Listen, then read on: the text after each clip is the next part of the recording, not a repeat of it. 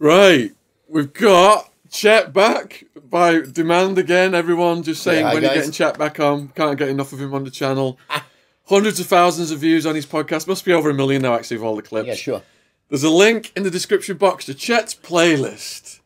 Now, if you don't know Chet's story yet, Chet was in Supermax in Spain for the biggest steroid pill bust in the history of Spain, wasn't it? Something hundreds of thousands. Controlled drugs, yeah. Yeah. So he ended up in Supermax, and today we've got his co-defendant, Harry. He's going to be telling his story about his journey through Spanish prison with Chet and what happened with the drug smuggling. And of course, we've got Wildman co-interviewing, back after the lockdown. Wildman's playlist is down there in the description box, as well as his t-shirts. Over 100 videos now of Wildman's on the channel, so hours and hours of endless content. Well, thanks for coming down, guys. Before we get into your story, Harry, you're saying you just had a situation at the weekend. Right, yes. Okay. First weekend after lockdown, right? First weekend. People should have known what's going to happen, right? I was in Bradford on Saturday night, staying at my friend's apartments. Anyway, over this COVID thing, he just spent a lot of money in these apartments, yeah? Everything's brand new. Kitchens, bathrooms, the flooring, the sofas. He's done a full revamp because he had the time to do it, you know, because everything's shut. So, right, bam, he went to work. Excellent apartments in Bradford, Peckover Street, Paul Anderson. You know, I've asked you if I can tell the story. He says yes. Right, so what happened? I was there with QFC fighters, MMA fighters. We were having an after party there. But at the same time, there was parties happening everywhere else. And there's an apartment next to us. There's only 4 people allowed in the apartment. But in the one next to us, there's about 25 people in. One doorman to take care of 2 buildings. There's 2 entrances, so you can only take care of 1 entrance. So the other entrance, free flow. Anyway, he was having drama. He couldn't help it. People just coming in and out, in and out. Paul was stressed. This, that. Anyway. Too much for one guy, isn't it? Too much, yeah, because it was the amount of people, you know. It's the first weekend after lockdown, you know, so you should expect that it's going to go a bit crazy. Everyone's going to go a bit stupid, and it did. Anyway, we turfed them out of the one next door. 4 people allowed only. The security, I just helped him out with it. And anyway, the night went on, and then these girls next door, they all started fighting. Feds come, boom, nicked them all. Yeah, there was loads of fighting in the street outside. It was all going a bit stupid. But we just kept out of that bit. And then, because no one's allowed in this apartment, they all ended up in this other apartment in the other building. And there was about 60 Asian lads there. There's about 3 girls, 60 Asian lads. So I don't know what's happening there, right? And and they were all on them canister shit, you know that? Balloons. Oh, yes. Fuck's all that about? Nice. Fuck's all that about? See them all around the roads, fuck around. Oh, God, what's all that about? Anyway, 100. they were all on that, coming in, coming out, and Paul, it was this about 3 o'clock in the morning. He said, guys, I've called, the police have been called, but they refused to attend the incident because there's that many Asian kids there. We don't have the police manning to handle it, you know. It's the first weekend of lockdown, and they're spread all over. Then we can't do it. So Paul said, right. So I just got my fighters together and we just stormed it. Right, okay. To the guys where I stormed it, right, I do apologize to the 2 that I headbutted and the other 2 that I hit. Right, okay. I've got a mark on my head. But this is like a bad headbutt, yeah? But I did that on purpose because I didn't want to hit your nose. I hit your forehead on purpose, yeah?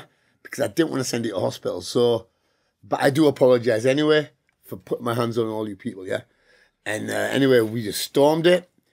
And all these guys, there was just like, I've never seen so many people in one room. About 60 kids. He misplaced the head, but he doesn't apologise at all. If you imagine 60 people in a room the size of this, there was just a sea of people. We couldn't believe it. I thought, wow, what are you doing here?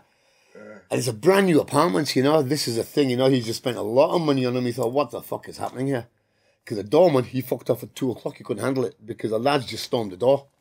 And nobody could keep control, and said that they had knives, this and that. But I said, fuck your knives. Yeah, I went, I've got fast hands. Show me your knife, I'll take it. And I just cut you inside out. And nobody pulled a knife. Thanks to Star Hussein, who did calm the situation down. And another couple of lads. But they dispersed. But my boys were thinking, wow. Because everybody now is on the front street. There's steps going down. But listen, we have to stand on the steps. We don't go further. We just guard our point. And the owner was overwhelmed, really, with what happened, because that could have turned into something nasty, couldn't it? Really quick. Bloodbath. Everyone's high, 3 a.m., first weekend of lockdown, and the police don't even want to come near. Check that one out. Pathetic, aren't they? The police force. Yeah, whatever. That was a piece of shit. Listen, they refuse to come. It's fucking unbelievable, isn't it? Because they're scared of a riot. They say, oh, God, it's going to be another one here. Because they only had about 4 to 5 men. And we can't send 4 to 5 men to move 60 Asian kids, but they're just going to go fucking You stupid, did it. That's why I can't. Well, I did it, yeah. Yeah. Right. Hire me, police force. Why don't you hire me? Moving. I want £1,000 an hour, though. Moving on to Harry. Can you tell us how you met Chet and your complete relationship with him? Before we get to the hardcore stuff, Chet has thrown a few surnames out over the videos. Just use people's first names, so we don't get any blowback. Yeah. I don't say a relationship. You make him sound gay. What were you talking about before we came in here, lad? You didn't get any little chocolate bars under your pillow? No, bastards. Your prison pillow, the predators didn't leave you any chocolate bars? Not one. Chocolate bar. I had the belt of that one, mate. That's a good sign, isn't it? Chocolate bar. Who gave me that? And then some fucking... Is it true, like, you bought yourself some chocolate bars so you didn't feel so lonely? Every Thursday. I used to buy it every Saturday, remember? You did? I was in Towers Jail and word came through. One of your family members had sent you some money from England. Word came through you spent the entire thing on brownies for yourself. Oh, they're fit, them fuckers. Actually. No, you used to prison food for a while. And then you get street food. Oh, my God. I must have had about 30 one day. Yeah, I was told you just ate brownie after brownie after brownie all day long. Yeah. Right, back to Harry. Right. Well, it's a long story. Right. It goes back Take a long your time. way. Where should we start from? Beginning. Pakistan? Idols, go on. So, how I met him, we're talking back in the mid-90s, 95, 96. Yes. I used to work as a glass collector in a really cheesy bar in Newcastle called Idols. Yeah. The girls used to wear bikinis behind the bar. The guys had to wear vests with ripped shorts with your ass. Cut off shorts and that. Cut off shorts. We all used to take the piss out of our face, right? It was all funny. I know. You got to start somewhere, don't you? Shorts, bro. And imagine a wild man in cut off shorts. And a belly top. You want a vest? No, they want a vest tied up. It was tied up. And the shorts had the ass cut out. The ass is hanging. The ass has to be hanging. You had all the mums that were grabbing your ass and everything, and I was like only 17 or 16, 17. Yeah. And I was like, that was a skinny kid, and but the boozer was a rough old boozer, yeah. It was in the west end of town, and Monday, in fact, Monday to Sunday every day we had 8 doormen on. Even on a Monday, Tuesday night, because it's that rough, you needed that many doormen on there. So this is the type of place we're talking about. Yeah, you had me walking around in little shorts and a vest. Yeah. So you can imagine, I wanted what a job. And I was only a skinny kid, so I wanted a better image. And of course, he was like the biggest. I'm not kidding you, the biggest doorman you've ever seen. Not ever seen. Come on, man. Oh, you're big. I know it's big. You're big. Huge. And just got chatting to him, and obviously he's like, I can sort you out, I can make you a bit bigger if you want to look good in those little ripped shorts. Okay, I think I did tease him a little bit. I did tease him a little bit. You need to put some meat on those bones. I was like, oh, okay, so you might fill your ass maybe at once. and that's there goes Wellman's mate. And that's pretty much how the steroid thing started. Yes. Hold on, mic check. Is it still working? Okay, mic check. Okay. Gotta beware. It's all right. Don't have to cut that out. Keep it in. So that's how we met. Keep going. Anyway. That's how we met. Yeah, it was. We can say now. And then What happened after that? You became a doorman. Well, I started taking the steroids. Yes, and because I supplied him with he them, was obviously giving us advice what to do. And, you know, put a bit of size on, got bigger and bigger. And at the time, my closest friend at the time was a guy probably knows called Raoul Moat. Raoul Moat. And just for people who, like, we've got a lot of viewers in America. Who's Raoul Moat? So Raoul Moat. Raoul, I mean, obviously it was the biggest manhunt. Biggest manhunt in the UK history. Yeah. Biggest manhunt 10 because years Killed a few people. What year was that? 2010? 2010, he basically shot his girlfriend, shot his girlfriend's boyfriend, went on the run, shot a policeman. It's a long, messy story, but when I first met Chet, he was like, we grew up together. We actually had a flat together. We lived together as well. You know, we both become doormen together because the gym where we trained, another big name guy in Newcastle said, "You two are big guys, big lads. You just want to come work for me on the doors." We didn't have a clue about that. What do you do? So we're doing this 2-day course at the Civic Centre, 50 quid, completely different to what it is now. And we both started working on the doors together. And that's how me and Chet end up working on the doors together as well. As he took over. Because I got kicked off the bar where I was working. Because I broke somebody's leg and I was working under somebody else's name. And then there was a hunt out for me. So I was a legal doorman. So I had to fucking get the fuck out. So I worked in this fucking Kizzy. What was it called? Kizzy? Strip club, Kizzy in South Shields, which is a proper shit. Fucking dive. The biggest dive I've ever seen, mind. We just got the worst of the worst in there, didn't we? It was just the worst of the worst in there. Do you know, like, people that you would never imagined would walk in? I didn't know people like that lived. They would just walk in. Did it stink of pussy? Oh, God, what this thing? Birds were fucking rank. All coked off the nut. Absolutely disgusting. It was like the most serious shithole you could ever work in. And I think the first one of the, I think on the first day I worked there, I don't even know if you were there on the first days I worked there, because it was actually up some big steep steps. I threw a lad down the stairs because he was sore off his face on drugs, and he didn't have a clue. But he apparently came down the next day banishing a gun. Who the fuck threw us down the stairs? Luckily, I wasn't at work that day. I don't know if you were. That were. It made me remember. Nobody came with a gun. Yeah. Came they down. Might have seen me and then fucked off. How long were you guys a doorman team for then? That didn't last long, did it? No. How many months? 6. Yeah. 5 to 6. Any notable battles during that time? Loads. I literally worked in all the worst places in Newcastle because I worked for a security firm, and they'd put us in, like, remember the Grace Club? Oh yeah. I was working at a club called Grace Club, and it was like the Grab a Granny Club of Newcastle. Yeah. Grafton, lad. My worst battle there was I threw a guy out, and he ended up back in the club again. I don't know how. Threw him out again, and then threw him out again. We got into a massive scuffle it was in an alleyway, and I just got jumped on by like 5-6 guys smashing bottles. Everything. The other doorman dragged us in. They were smashing bottles. That was a pretty nasty battle. That was pretty bad. Right. Did you put bits like to Lee Duffy, people like that? Or is that? No, he's too young for that, weren't you, Harry? Yeah. You were younger. Mm-hmm. You didn't know Lee and any of them. He was only about 10 when Lee died, I think. Oh, wow. Well, living, yeah. I think it was 1998 when I started doing door work. Yeah, you were only a young kid then, man. You didn't know the people. Yeah. What was the worst injury you got on the doors? Mine was a big bottle to the head. That was my sorry, glass. But he didn't work the doors for long, can I just say? Because I convinced him, right, drugs is the way forward.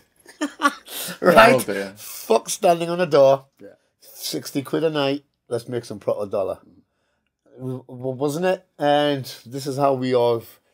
But I was taking other people at a time. But then I said to Harry, and his girlfriend at the time, she was only 18, we don't want to mention her. And I said, yeah, right, Harry, what about this one? And he was straight off for it, you know? Yeah, cool. Because didn't even hesitate, did you? Yeah, you said yes. Yes. At 21-year-olds, you just... But that was the first run, and then we got nicked on the first run. What bad luck is that? How did you propose it to him? What a run to were? Tell him. Well, I remember I was standing at the door talking one night, and he was like, do you want to do a job? Pay you well. It'd be like a holiday. I'll pay for the flights, the whole lot. And I thought, yeah, great. He said, oh, we're going to go to Pakistan. I just had this image in my head of elephants, sand, sea, sunshine, palm trees. Lovely. That's exactly Karachi. Oh, sand, yeah, lovely. I was a 21-year-old lad. I'd never ever been abroad. When he said, He's never been abroad neither. The worst thing about it, I took him to Karachi first holiday. You can't make this up. Honestly, it was Karachi first holiday. Yeah. Karachi in the mid-90s, and it was heavy then. Taliban were active, Al-Qaeda were active. Never even heard of like Taliban back in 90s. I had, but I didn't tell you about it. It doesn't sell well, does it? And when we got there, just keep it looking good with the money. It's only when we got there you started telling the dangers, because we literally got it right now. We got to get our heads right. We got off the plane, walked out the airport, and then I don't know if you remember this. We went out in the air into the car park.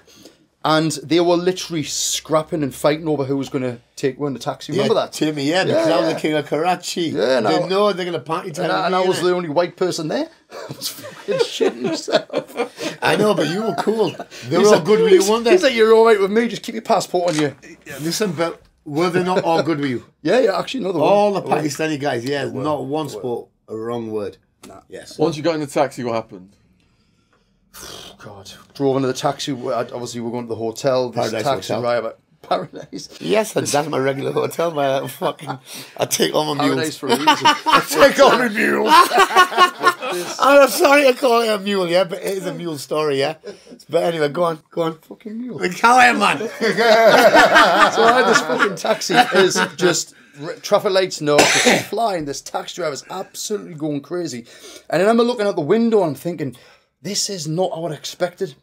There's literally people lying around the streets. I think he must have Googled some shit. I don't think it was even Google. There was no Google then. I remember seeing one guy sitting outside the house with like a shotgun or something. I was like, what have I let myself in for? Yeah. People like lying in the streets that I don't know, were dead or asleep. Did you look at Thomas Brook brochures and think, oh, it looks lovely there? Thomas Brook! Thomas Cook. Yeah. Thomas Cook, Yeah. Thomas Cook. Holidays in Karachi. Have a look at these ones. So you've seen people with guns? Yeah, and there was one guy sitting outside a house or a building with a gun. I'm thinking, this is not normal. I've never even seen a gun in my life until now. And bear in mind, my partner at the time there, she was also with her as well, so that was quite scary. What was her reaction to this environment then? Well, I can't even imagine me. She was only 18. She was very young, so... holidays, well, do you know what it is? But she was a bit cautious seeing what was going on in the... Nah, she didn't really say She didn't have a clue, did she? No, I don't think she had a clue, man. No, nothing. She was just following his lead. Yeah. See, what was checking in like to the Paradise? It was actually the hotel. The lobby was all right. No, it was all right. It was all right, except the floor we were on was... 8th floor, the prostitute floor. Yeah. He was like, we're going on the 8th floor. Oh, why the 8th floor? This is the one where all the prostitutes are. And I'm with me missus. I know. I told his missus there. Classy. Was that a treated chick on the first holiday? Take to Karachi in a hotel full of prostitutes. So classic geezer, this one, you know. So what's your understanding of what you're going to have to do at some point? To be honest, not too much, because he took control. He didn't go into details. It was just, I didn't say anything. I said, just come and I'll do it. I just carry the case, baby. Just bring a big suitcase. That's it. Yeah. Details. He dealt with all that. So, I mean, obviously, there was a lot of people coming and going to the hotel all the time, and I don't know. I didn't speak the language. I was listening. There was a lot of people. Yeah. How did you occupy your time then? Drugs. We just got high. Drugs. We just got fucked up. A lot of the times. How long were we there for? About a week. Yeah, but we just got fucked, didn't we? I just go on the first day and I used to sort the business out, do the deal, bam, get the things packaged, get them all done. They're going to give me a date. And after that, 6 days, we just got wrecked. Yeah, I mean, that was steroids. What's the best drugs there? Like Valium. Oh, Valium I was bringing back. Valium. GHB, we took over on the flight. We were just sipping it in the bottle. I told you about this. Yeah, liquid. Yeah. We were just fucked, man. But yeah, it's when the first morning I when did take advantage of him. Yeah, I am going to admit, people. Yeah, what do you mean? Bet he's come out a good boy now. He's come out a lot stronger fucking person. Yeah. I wouldn't change anything. I wouldn't change And anything. we're not glamorising. Chet does a lot of no. charity work now and helps young people get out of this lifestyle. Yes. But you got to be there to see it to be able to talk about it. I hate these people who come out and say, "Don't do this, don't do that," if they've never experienced everything. I know. These gentlemen have experienced it, and they're just telling you, "All right, we had the laugh, but it wasn't for us no more." So yes, I would never change a thing. You know, it is. You see, some people go through life with no life experience. Some of the stuff I've seen, especially with him, you know, we've been friends for like 25 years. Some of the stuff we've been through together, some of the stuff we've seen. Even the bond that we've got through everything we went through is just... we're still together, you know? Yeah. I'm surprised you're not Even though I've dropped him in the shit. Even though I dropped him in the shit, yeah? He's still here now, you know? And we've always been together like that. That's it. Yeah, I've said I am where I am today because of him. That's the truth, you know? It's, same here with him. Yes, I know. You might be dead if it wasn't for him. I was a stockbroker living a normal life with a white picket fence house. And then wild man comes to Arizona and things change dramatically. We had to liven it There's up. always somebody that walks in who will change your life. Yeah. And it's not a woman, it'll be a man. Yeah, definitely. Yeah. So was it all plain sailing then until things went wrong on this mission? So no, I mean, when we were there, we had a good few good days. We actually went to the beach one day, didn't we? Went and done some horse riding on the beach. I think we did, yes. Did, yeah. But when I say beach, you know, expect like British beach, it was just mountains, sand, completely deserted. Karachi beaches. Yeah, beautiful, really beautiful. And But you can't like sunbathe there, bikini or nothing like that, right? Because I remember, covered. yes, because I remember one time I went there, yeah, with this other girl. What was she called? In fact, I'll leave Nikki. Right, I won't say a second name. No surnames on And this she podcast. goes, but she was fit, right? And she goes, oh, I want to go on the beach. I want to go on the beach. She goes, right, bikini. She did it, stripped off, laid on the sand, towel down. I went, okay. The taxi driver was going to talk to her. No, you can't do this around here. Yeah? He went, no. Oh, why not? Yeah? I didn't give a fuck. Anyway, then about 50 fucking geezers just surrounded her, just looking at her with no shame. And then I got up, what the fuck is this about, yeah? And then the police come, and then they told the 50 to fuck off.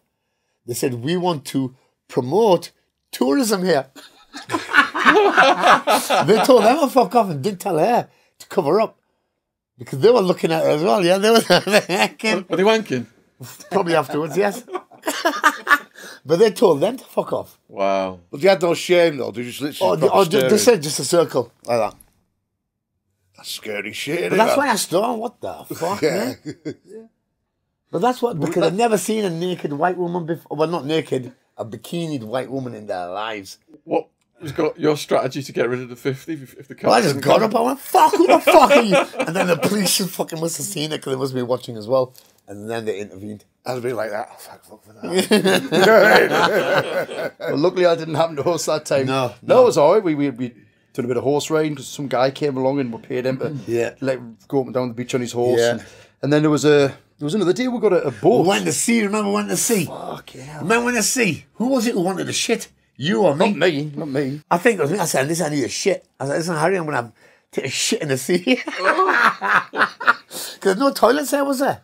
There wasn't no toilets there because it's not tourist fucking things there, you know? Yeah. So you got to go in the fucking sea for shit. So Harry, move that side a little bit. See where the tide's going. I didn't tell you that one, I don't think. I did. No, you probably kept that one to yourself. I did. Is it true that they use one hand for wiping their ass, the other hand for eating? Yes. You don't eat with the same hand that you wipe your ass with. So what? It all was going smoothly then. What happened on the day you had to make your move and leave? Take us through that fateful day. The final day. Do you remember much of that? You must have gone. I just, well, obviously I remember going to the airport. Everything was smooth because you'd sorted everything out. Yes. You paid everybody off. You'd done all your bits and bobs. And it was not a problem getting out of Karachi. Yes. Not a problem. What luggage were you given? Just our suitcases that we had, our big suitcases. Full to the brim with steroids and Valium. Right. Literally full to the brim. We had to literally ditch most of the clothing, didn't we? To fill. Yeah. So you aced I it just through said, just security. fucking leave your clothes. Drugs are more important. 3 suitcases full. Drugs are more important. We're leave your talking clothes. big But they were suitcases. just wrapped to fuck. Valium's nice, though, man. 250 So you're flying from word to word. 1,000. Amsterdam, I think, from Karachi. No, to Barcelona. No, we flew out from Barcelona, remember? Yeah. Newcastle to Barcelona to fucking Karachi. And then we came back to Karachi, Alicante. Alicante, yeah. So you're heading to Spain. Are you guys high on the flight, or are you being serious this time? No, I can't remember me. I think I was always high. Pissed. Probably. What happens at the airport? Slowly go through it. Yeah, so this is where this again. I thought everything was just plain sailing. I had no suspicion of anything was going to happen. Gets off at Alicante, because I think we're going for a couple of days party now, weren't we? Before returning. He said we'll go to Alicante, a couple of days party, and then we'll return. And again, wasn't worried about anything, trusted him. And then we're waiting for our bags to come through, and we're waiting and waiting. And then everybody kind of like disappeared by that point, didn't they? Yeah. Our suitcases don't come.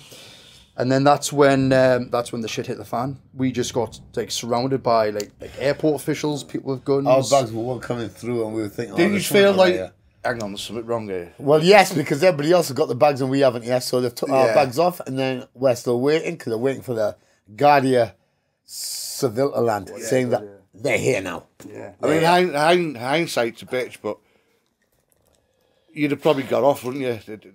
If it had happened now and you waited for so long, you'd have probably thought, fuck it, we're off. I know, but they still knew who we were.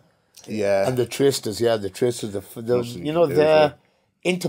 There was Interpol tracking my flights, so I don't think there was a chance of escaping. Like, you can't. I mean, when they got us, no. We thought, oh, it's a sudden thing, this. The fucking hell, they've been watching us for years.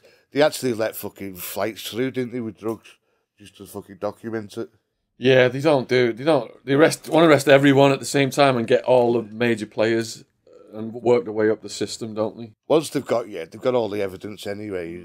I mean, well, yes. You can't. So if you go on a run, you go on a run, but for how long as well, you know? Yeah, you can't last on the run, can you? The only way I can describe it really is, you know, when you watch these programs on TV, like these airport programs, and you watch other people getting arrested. And banged up abroad. Yeah, like all that sort of stuff. And you're sitting there, and you're almost sweating, feeling anxious watching this on TV. But this is in real life. You know, you stand there and think, what the hell's going on? You got these people around you with guns and, you know, talking to you in Spanish, come this way. They were just taking the piss. We were just like, what the hell's going on? What was the first thing that went through your head when you knew you were busted? Fuck. I just thought, this is not good. This is not good. And then they took her into a room where the cases were with her. And there was all the cases open. And they were laughing, weren't they? Yeah. Wow, look at this. Yeah. So it wasn't exactly you didn't try to hide the drugs. The cases well, there was no drugs. hiding in it. Have you seen this? It was like a t-shirt on top. We got photos of it, Shaun, yeah? Drugs. If you want to put them on the podcast as well, yeah? We got photos from the Spanish press, what we're taking, so you can stick them on here. What they said is the biggest seizure, Spanish history, blah, blah, blah. Yeah.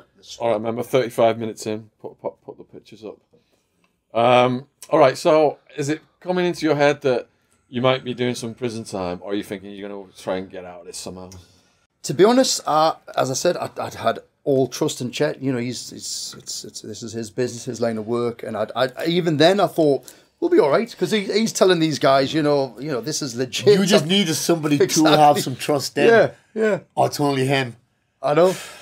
And it's a scary place to be. That I think you were a lot more. There's a lot more going through his head than mine because I know what I've done, but he doesn't. So we're still all. He doesn't. I know what I've fucking done. Because I'm thinking, well, it's not like we're smuggling cocaine or heroin or ecstasy. This is steroids. No, but it's Class A. Valium's Class A in Spain. Yeah, well, I didn't know that. Yeah, well, I didn't know that neither, really. Exactly. Yeah. So they take you to a room. You're waiting for the civil guardia. Guardia Civil. Guardia Civil. What happens next? Then we got taken away, didn't we? To the police station. Elche police station, was it? Yes. Elche police station. Question. Yeah, and I remember like the police officers, because I was quite a big guy at the time, was he taking a load of steroids, and they just kept going, hey, Big Harry, you in trouble, you in trouble. And I was like, what the fuck's going on? They were just trying to wind him up. Yeah, totally. They knew it was all down to me, they were just trying to get him to spill the beans. So they separate you all for individual questioning. Yeah. Mm-hmm. And what kind of things are they asking you? Where were you going with all these drugs? Where have you come from? Where did you buy them? You know, the usual questions. It was just they had an interpreter as well, because obviously we couldn't speak Spanish. So they had an interpreter. I think we had to wait a while for an interpreter. At least your girlfriend was probably naive enough not to know it much, really. She couldn't really drop you in it because she probably didn't. No. She was very much in the dark. To be honest, she only came with it because at the time, I said to her, "Look, I'm doing this job. I'm going to get paid for it quite well." And she was like, "No, you're not going." I said, "What do you mean?" She went, "Unless I go as well." So when I told him, he's like, "Great, more suitcases." Another bag. It just gets worse. I trusted him. She trusted me. I was like, "I'll be fine." He's you kind of get into trouble for this, and so yeah. But she was quite calm through the whole thing. She's didn't cry, just kept calm. So I think she was the same as me. She probably thought, "There, where's this going to go? Is it really that bad?" It's like putting trust in the devil. So interrogation and what? So after all interrogation, I can't remember how long it went on for. Hours maybe. Then they say the Spanish police, they keep you very much in the dark. You don't know what's happening. Where you going? No, exactly. They fucked me over. They then sent her to. It was like a holding cell in Elche. Remember that? Because we got nicked on the Friday. We couldn't go to Foncalent until the Monday, so we spent 2 nights. I think Friday night, Saturday, and Sunday. I think it was 3, you know, maybe. Yeah. 3 fucking nights in these cages. It's just cages, concrete floor. Remember, we're talking to everybody and we're asking them. We just got nicked with this, and they're saying, "Oh, you fucked, baby." And we were like, no, it can't be, you know.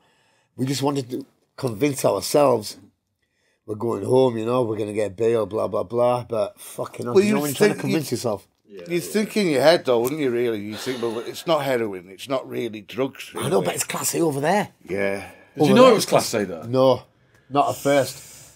Yeah, that's the thing. If I'd have known that, I would never have gone through Alicante. So because of the size of the bust, Yeah. the prisoners right away treating you guys with respect. Yes, because it was all over the news, remember? Yeah. I'll tell you when it felt this is getting serious for me, because when we got to that holding cell for a few days, Elche, that's the first time I ever got strip searched, and I mean strip searched, squatting down, mirror under my ass, and that was when I thought, that's when you feel a bit humiliated, a bit demoralised, when you have to strip naked in front of all these prison guards and police officers, and you know they're getting you to squat and sticking a mirror under your ass. That was when I thought, this is getting pretty serious. This is yeah. So it started sinking then. Yeah, that's when it started sinking in. Plus, we didn't know how long we were going to be there for. We didn't know where we were going. Yeah. There was nobody telling anything. No. Nothing. No. Were you able to sleep in those first few days? I think we just sat up talking, didn't we? I think you were in the cell opposite, weren't you? I was cell opposite. Yeah, you guys were just down from me. Yeah. You were over there, I think. Not knowing's the worst, though, isn't it? Yeah, that's the thing. Yeah, it's just... If you know what you're getting and you know what to expect, well, at least you know. You've got a date, haven't you? I know, but we didn't know fuck all at this time. Yeah. We knew nothing. It's fucking horrible, that feeling, like... It wasn't like anybody was telling me, right, you're getting moved or this is what's happening. Yeah. But we were there a couple of days. Yes. And then We got moved to Foncalent. That's when they took with a Foncalent, which is like the main prison in Alicante. What's it like your first day arriving there? So when we got there, me and Chet were together. It's in Spanish it's called ingresos, which it's like what do you call it in English? It's where there's like a remand wing. Where they decide where you go, you know? Oh, you go there for 2 or 3 days. Allocation. Yes. So they stuck us in there. They actually stuck in a cell together, and it was just that thing when you get there. It was so hot, the smell of the place, and it was almost like in the middle of a desert. This prison, wasn't it? And it had this huge mountain in the background, quite picturesque. And they stuck us in this. Quite picturesque. It was actually. It was, I had a nice view. I did have a nice view out my window. And they stuck us in this cell, and you know, we didn't know what was going to happen, where we were going to go, how long we were going to get. Just didn't have any clue. And but we thought we were gonna get bail then, right? So my beat was still upbeat to keep him upbeat. So we were singing songs, remember? Wonderwall, we were singing Wonderwall. Lying in bed singing bloody Wonderwall by Out Oasis. of the window, just out of the window. You got to keep upbeat, haven't you? Well, that's what I was trying to do, you know. I was trying to like fucking hell. I fuck these guys up now, so it's up to me now to sort the fucking situation, you know. I know I fucked up. But then there was a, I don't know, there was a guy who worked there. I think it was one of the other. Yeah, he worked there, but he was a snitch as well. Yeah, Screws, yeah. So he had that cushy job, didn't he? Yeah. And he came to our cell and he said that, you know, there's a chance he's going to be separated, or he could be separated. And then he was just saying, you know, be careful when you get on the main wing because this prison is notorious and rife for AIDS. I was like, AIDS? That was the first. Over a third of the prisoners got AIDS. Yeah. Third of the prisoners got I'm AIDS. shooting up. Yes. That's it. And then eventually they did come and tell what they're going to separate. They said they're going to put him into what's called Modular Quattro, which is maximum security, and they're going to put me in Modular Uno, which is for like first time offenders. So We got separated. yeah, that was quite sad because I kind of relied on each other. And when they said they're going to put him in maximum security because of the guy who he is, and 21-year-old facing going into a prison, never been in prison in my life, but he said to us, he went, you walk into that jail and you hold your head high, you do not back down to anybody. Anybody starts a fight with you, just do not back down to anything. And then they separated, didn't they? Took him away. That was sad. And they took me, and it was, again, it's one of those things, the only way I can describe it is when you watch these like American movies when somebody's walking into a jail and you get all the other prisoners They torn knew in you. Yeah. We've been on the news. Yeah. They all name for you. Yeah, they all knew. They're going, Harry, and then they were talking in Spanish. I think it's called the puta. They were getting loads of abuse. I mean, I was being led into the wing. Getting loads of abuse on the way. I was going down this wing into the main module, the main prison, and it was like all barred windows down the side. And as I remember walking down, you had all the Spanish people like taunting you, going "Hijo de puta, coño," and then you hear take your ass. Yeah, well, yeah. Yeah. So Fresh then, fish. I wasn't going to lose my virginity in there, I tell you.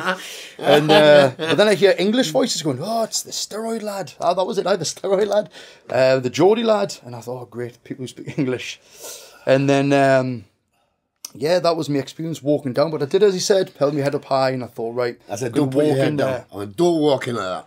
walking like I owned the place. You'd been some size though as well though. So I was at the time. Yeah, I mean when I was 21, I was like my they'd biggest. think twice, wouldn't they? Before they wouldn't come at you one on one. Yeah. So, yeah, then they took us in, put us into a cell, and I was in a room with, I had probably 20 cellmates during the whole time I was there. Different cellmates. And my first room that I was put in, tiny little cell, not like an English prison, totally different, completely different. And my two cellmates, it was 3 bunks, 2 English lads, one from London, one from Middlesbrough, and got chatting. And, exchanging stories. I'm here for smuggling steroids. And one of them was like, oh, I'm here because I battered somebody to death with an iron bar. Yeah. Paid to do a job. And I was like, oh. Is that the butter guy? I'm like, oh, God, I'm sharing a room. So he just admitted he's murdered somebody. And the other lad was in for manufacturing ecstasy.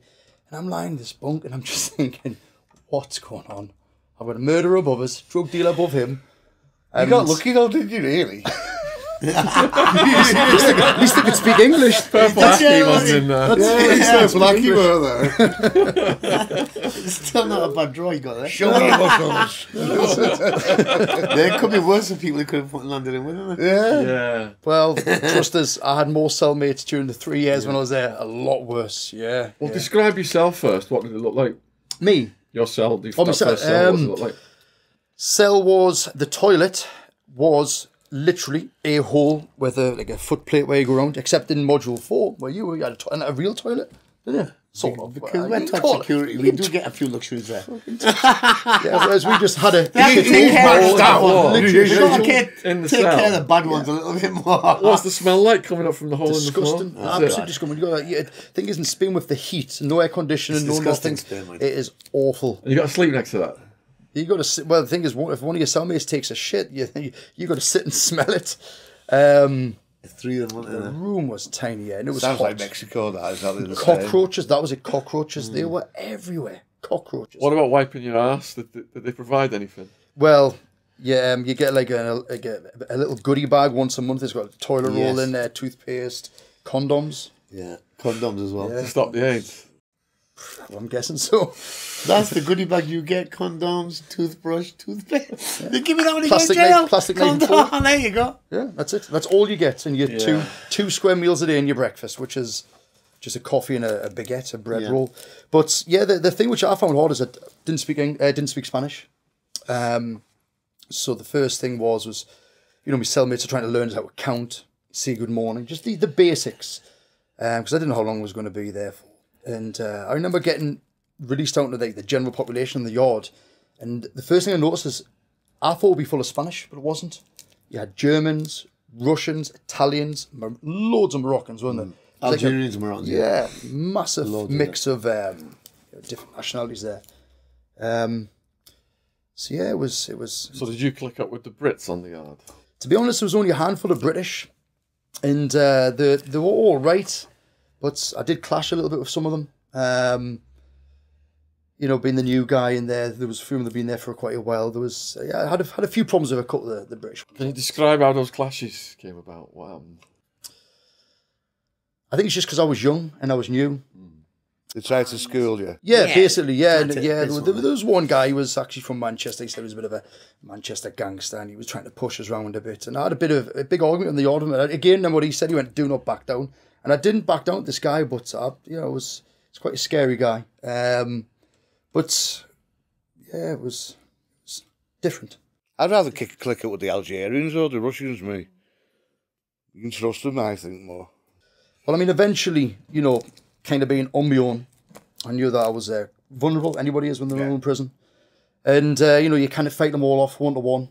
So you got to do what you do to survive. And as you said, in that wing, the Russians were the guys who pretty much run everything. The drugs, everything. So I kind of got in with these guys, the Russians. We'd sit and play dominoes together, train together, on the yard, doing push-ups, get you on your shoulders, squats, all that sort of stuff. And they're all right guys, but I knew if I was in with these heavy lot, and the Bosnians, they were some tough guys. I thought if I'm in with these guys, it gives me a bit of protection. But of course, it also means having to work alongside these guys as well. And in Spanish prison, if you've got no money, you've got no money. In English prison, you get an allowance, you get your bits and pieces. In Spanish prison, if you've got no money, that's it. You've got to fend for yourself. And I knew that if I got on with these guys, it gives me a bit of protection, and also it gives me a chance to try and make some money as well. So it got to the point where, I was actually having to sell drugs in prison just to make money to survive, and also to give me a girlfriend as well, because her family didn't have money to send her. Yeah. So, I'm selling, when I say drugs, I'm talking hard drugs, heroin. These Russians were smuggling it in. They'd get packages of clothing in.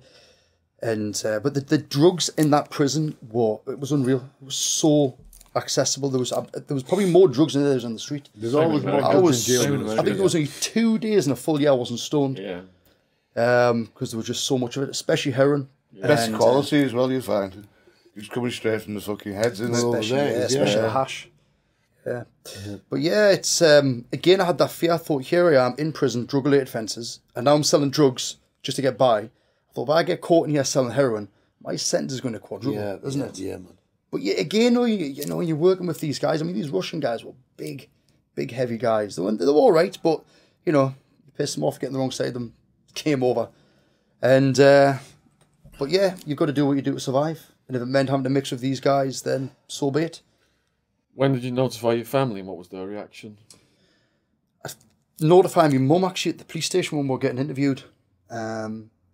Phoned up my mum and I said, "Oh, look, mum, been caught in the airport, been arrested." And like any mum, isn't it? She was a bit upset. Yeah. And that was it. I didn't really want to put too much on her because, she had enough to deal with. And of course, in Britain, she was getting all the press. Yeah, they were on the front pages, man. You were on the front pages. Obviously, him on being the newspapers. He said, "We didn't pack our bags." That's what it said in the front papers. And I went, "You lying bastard." I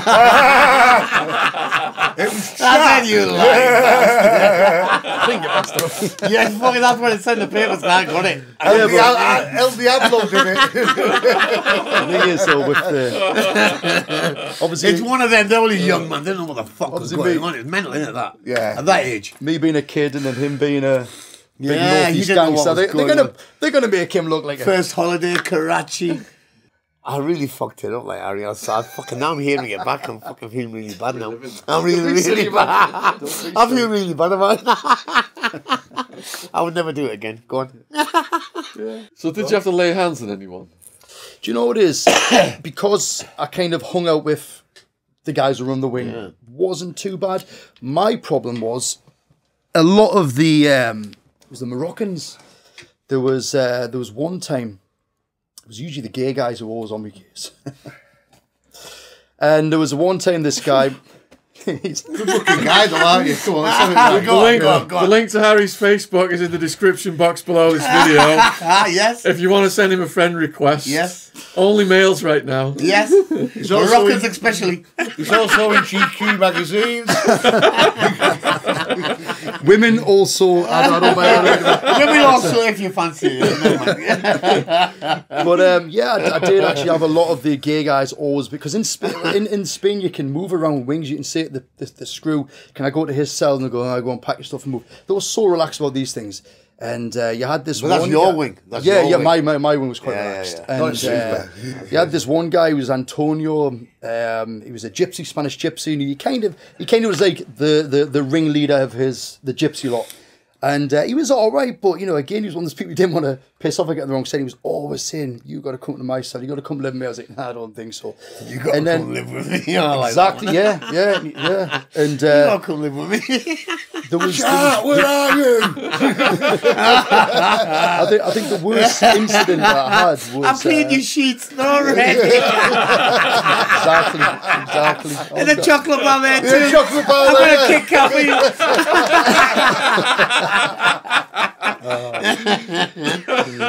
No, but the only time I got a little bit heavy-handed with one of the gay guys, the Moroccan guy, was he came to my cell. I was just in my room doing my own thing. Door opens and it was one of the guys, and he was like, "Hola," I was like, "Hola," and then he sort of come in the room and was like, "Dame un beso," which means give me a kiss. "Dame un beso, guapo," which is give me a kiss. Yeah, I didn't tell you about that. No. Oh, he came in, he's like, "Dame un beso, guapo," and I was like, "No." And I thought, guapo, that means handsome. Yeah. And he comes in, he's like, "Vamos, dame un beso." And I was like, no, fuera, which is like, no, get out my cell, get out myself. And I was just, because I've seen him on the yard, I've had chats with him, he was all right. But then he comes in, he shuts me door. I think, what the fuck's How this? old was this geezer? Probably at my age, maybe. So this is a young lad. Go on. Came in, and he's saying, "Give me a kiss," and he sort of pulls me door shut. What the fuck's this cunt doing? And then he starts coming closer, and he's like, saying it was in Spanish, "Vamos, dame un beso," and I was like, no. And he got really close, and you feel trapped because the cell was small. He's coming in closer and closer, and it was just like I don't even remember doing it. He got so close, it was just like that. I kind of I didn't punch him. I hit him on the head, and we had these little square mirrors. I remember those little mirrors. Yes. And in English prisons, these mirrors are usually plastic. In Spanish prison, it was actually like a mirror, and he cracked his head off there, and that smashed. Yeah. And he had blood pouring out his side. And I was like, I just swore in Spanish. I was like, "Get the fuck out of my cell," in Spanish. And that was probably the one time I got heavy-handed with guy coming to myself and asking for a kiss. That's self-defense, isn't it? Though? Exactly, yeah. When they come at you like that, you also asked you to throw a left or right. Yeah. Have that or give it up, you know what I mean? But generally, it's the left or right. He wasn't going to get a kiss, that's for sure. Fucking kiss this. So, yeah. But, So the gay play was constant with you? Well, yeah. When you're in prison and the guys are always... But he's a young boy. Good-looking kid at a time, This is going to happen, guys. If you're young, fucking didn't with me. Didn't with me. Bastards. I know. I didn't get no action either. Lucky. I didn't get nothing either. Fucking lucky me. So what was the shower situation like then? Did you have to be on guard? Yeah. Describe what the showers are. The showers. Well, the showers were a shithole as well. Showers were just separated walls between. Weren't too bad actually, the showers, but you always had allocated times. In my wing, you had allocated times when you go, so you didn't have too many people in there at once. Yeah. So you didn't have all that arse action going on. So the booty bandits were at bay. Yeah. I'll be honest, I didn't have much issues with the showers. I was always on guard as well. Yeah. Always but they used to do it in the rooms, didn't they? Yeah. Because the way it works is, in the morning, you get let out at about 7. You go down to your to the what do you call it in English? In Spanish, called El Comedor, which is like a canteen. Canteen, yeah. And you'd sit and have your breakfast, and then after that, they'd put you out in the yard, and then the workers would come in and clean up the dining room and set it all up. So then you're out in the yard for a few hours. When you're in the yard, you can play football or exercise, whatever you want, sunbathe. And then they open up the dining room, and then you can go in there and you can sit and chat, play dominoes, and you're pretty much out yourself most of the day. But then being in Spain, you have a siesta time.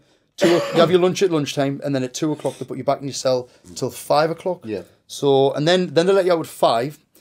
And then you got a few hours again, just like in the dining room, playing dominoes or exercising, whatever. And then between about 7 and 9, you've got that slot where the screws kind of let you go to other people's cells. They lock you in for 2 hours, so you can go to your mate's cell. Oh, can you? Yeah. You could We just got banked straight up as well. No, we could. Right. We could Well, go. that's where the action goes down, doesn't it? It is. That's exactly. So you could go. I went to me mate's cell and would just do loads of buckets, get stoned, or Right. Fucking hell. yeah, Was there anywhere private enough to wank? just in your cell. In your cell? You're on a bunk with three beds. Every night you're lying there like, fuck's sake, man. Every single night. Yeah. So was there an etiquette? Who goes first? Or in the showers, toilets, anyway you can really. Because my cellmates didn't wank in the cells. Did yours? It was a shower thing. Oh, I wanked in the shower. I wanked there whenever I wanted, me. Yeah. I think he's wrong. I think he's wrong. Wanted to get one If off, I I did fancy one. it, It's got to be done, hasn't it? When your stress levels up. Well, the good thing is, One of the screws just counted. The best time of one is when a female screw watches you. Yeah. You know the catches you doing it. Oh, baby. And you know she's looking Well, as well, you shouldn't be don't you? looking through my door, should you? to be honest though, That's a street charge where we were at, isn't it? And normally, see, I'd lean to one side and have my leg up, so like no one can see me. But when I see the female screw, I just sort of like. I would do it on purpose, me. Oh yeah, I I'd would stand touch straight it. up for the This fucking is going to be a killer clip. I'd stand straight in the fucking door. Wanking in prison clip here. It's going to go Hoping viral. for a to see female it. screw to walk past. so the good thing is in Spain though, one thing which is much better than British prisons is if you got a wife or if you can prove you're living with somebody, you get what's called a vis-a-vis each month, which Conjugal is visits. Yeah. England. And obviously, my partner at the time, we lived together, so the British consulate actually arranged so that we could have like visits. So Go to the British consulate, aren't they? Right, okay, let's get to the Conjugal British visits. consulate I here. know. Let's get to the British consulate here, right? Okay, he come to see you all the time, didn't he? Yeah, pretty much. He only come to see me twice. In the whole sentence, he didn't like me. You went, you're the bad egg. You went, you put them two in a bad... No, he hated me, man. He didn't give me zero help. You're I just- El Jefe, I mean, sorry. El Jefe, yeah. Yeah. Yeah, the chief, yeah. Yeah. El General de la Mafia. Yeah. So how do conjugal visits work? How long do you get? What's the room like?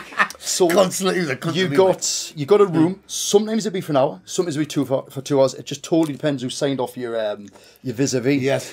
And so every Thursday you get a glass visit. So like you pick up a telephone, you chat somebody through the glass. So every Thursday I got to see the missus, and we'd chat. And then once a month we get that enclosed visit. So you had a room with a table, and then you had a toilet and another room with a bed.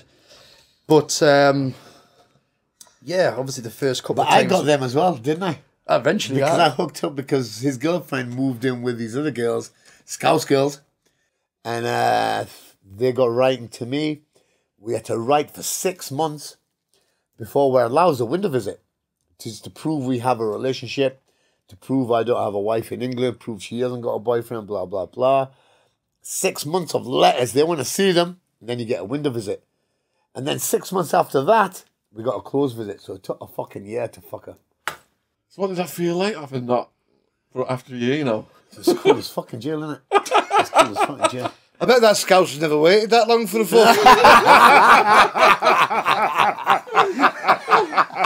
She'll talk Stephen. I think she'll talk Stephen. Oh, okay, now. Where's she from? Talk Stephen, she. Oh, shit, I'm sure Whereabouts it is. I'll have me right after me. Aki, did you bust the nut right away or did you hold on? No, I wanked first, didn't I? Yeah, get You know, one I off. took a wank in the fucking cell first. Yeah. About an hour prior, just to make sure I was up for the job, innit? Yeah. I used to like putting like elastic band around me nuts, me. It'd make you go a bit longer, you know what I mean? Yes, anything Like a helps. ring. Anything helps. I haven't got that problem. But you were used But to my something problem else. was, my girlfriend at the time was just like, no, I'm not doing anything. I was like, why? She's like, we're in prison. Oh, I'm really? like, yeah, the first couple. strict. First couple. No, the first couple. Obviously, That's quite strict. No. First couple How of times. dare you? Drop How it dare now. you? Oh my God! How You're dare waiting you? here, and she says, "How dare you?" Well, first couple of months when we went for this visit, she just obviously You wanted didn't do nothing. the first couple of times, no, because she wanted to talk about what's going on and how shit life is, and, Should have got and I'm it like, in the ass. You ain't got it. I'm like, come on, and she's just Give like, me no. another fucking ribs. 7 stretch. It's, yeah, Wet finger. Get it, bitch. I think Timestamp that. Timestamp that, David. Fucking, we have to do an edit. but I think after she knew on there for the long run, she started putting out a bit. Are you still with her? No. Good. Well, not good. I mean, I don't know why you said that. So, what other challenges did you have to overcome? Language. Language. First thing was language, yeah. I mean, you had to learn the language because I just had no intention. I thought, I'm gonna give it Spanish school. Talk about Spanish school. yeah, so Check this one out as well. Go on. Obviously, started learning Spanish to speak because couldn't ask for anything. We could all go to Spanish school, yeah? Yeah, we went to We Spanish. could all school. go to Spanish school. Listen, I was allowed. I went, right. You can actually meet up with her. Well, this is what we did. Remember, I met Lisa, Lindsay, you. We were all there in class. They allowed me twice, didn't they? And then they stopped my fucking thingies. They went, no. Because we need too many screws to take you because you're catted up. Super-backed. Yeah. So no fucking Spanish school for me. And all these guys were all mingling every week. And the thing is, he didn't have any English people on his wing. Zero. help him. The consulate never came because he hated me. How did you handle the food? Tough bit at the top, mate. So the thing is with the Fucking is right. It is as well. with the food, it was typical Spanish. Everything's with fish and olives. Spanish and rice. Peas and fish rice. and rice, peas and rice. It was like the soup with fish in Chorizo. it. It was like fish. Chorizo. Oh shit, that was Just, horrible. squid, loads of squid. Wow. Different times of the year, though, the food would change. In the summer, it was all very salady. During the winter, because in Spain, the prison is cold. In the winter, it was cold. Yeah. You're lying there in bed with your gloves on, a hat on. It was Yeah, really there's cold. no heating or fuck all. Yeah. And all the windows are fucking cracked and smashed and fucking freezing cold. Your windows just bars, and you got these plastic slats that pull close. It's when it rained, it came in. When it was winter, it was freezing. And I know it was sort of like laughing and joking about it, but at the time, I just thought it was depressing. I actually went through a bit of a depressing phase. I didn't get my hair cut. I didn't shave, and I remember my mum scraped off enough money together to come visit. Bet you still looked fucking good though, didn't you? Oh, I don't know. I looked like a big hairy mess. The Moroccans still want to fuck you anyway. Go on.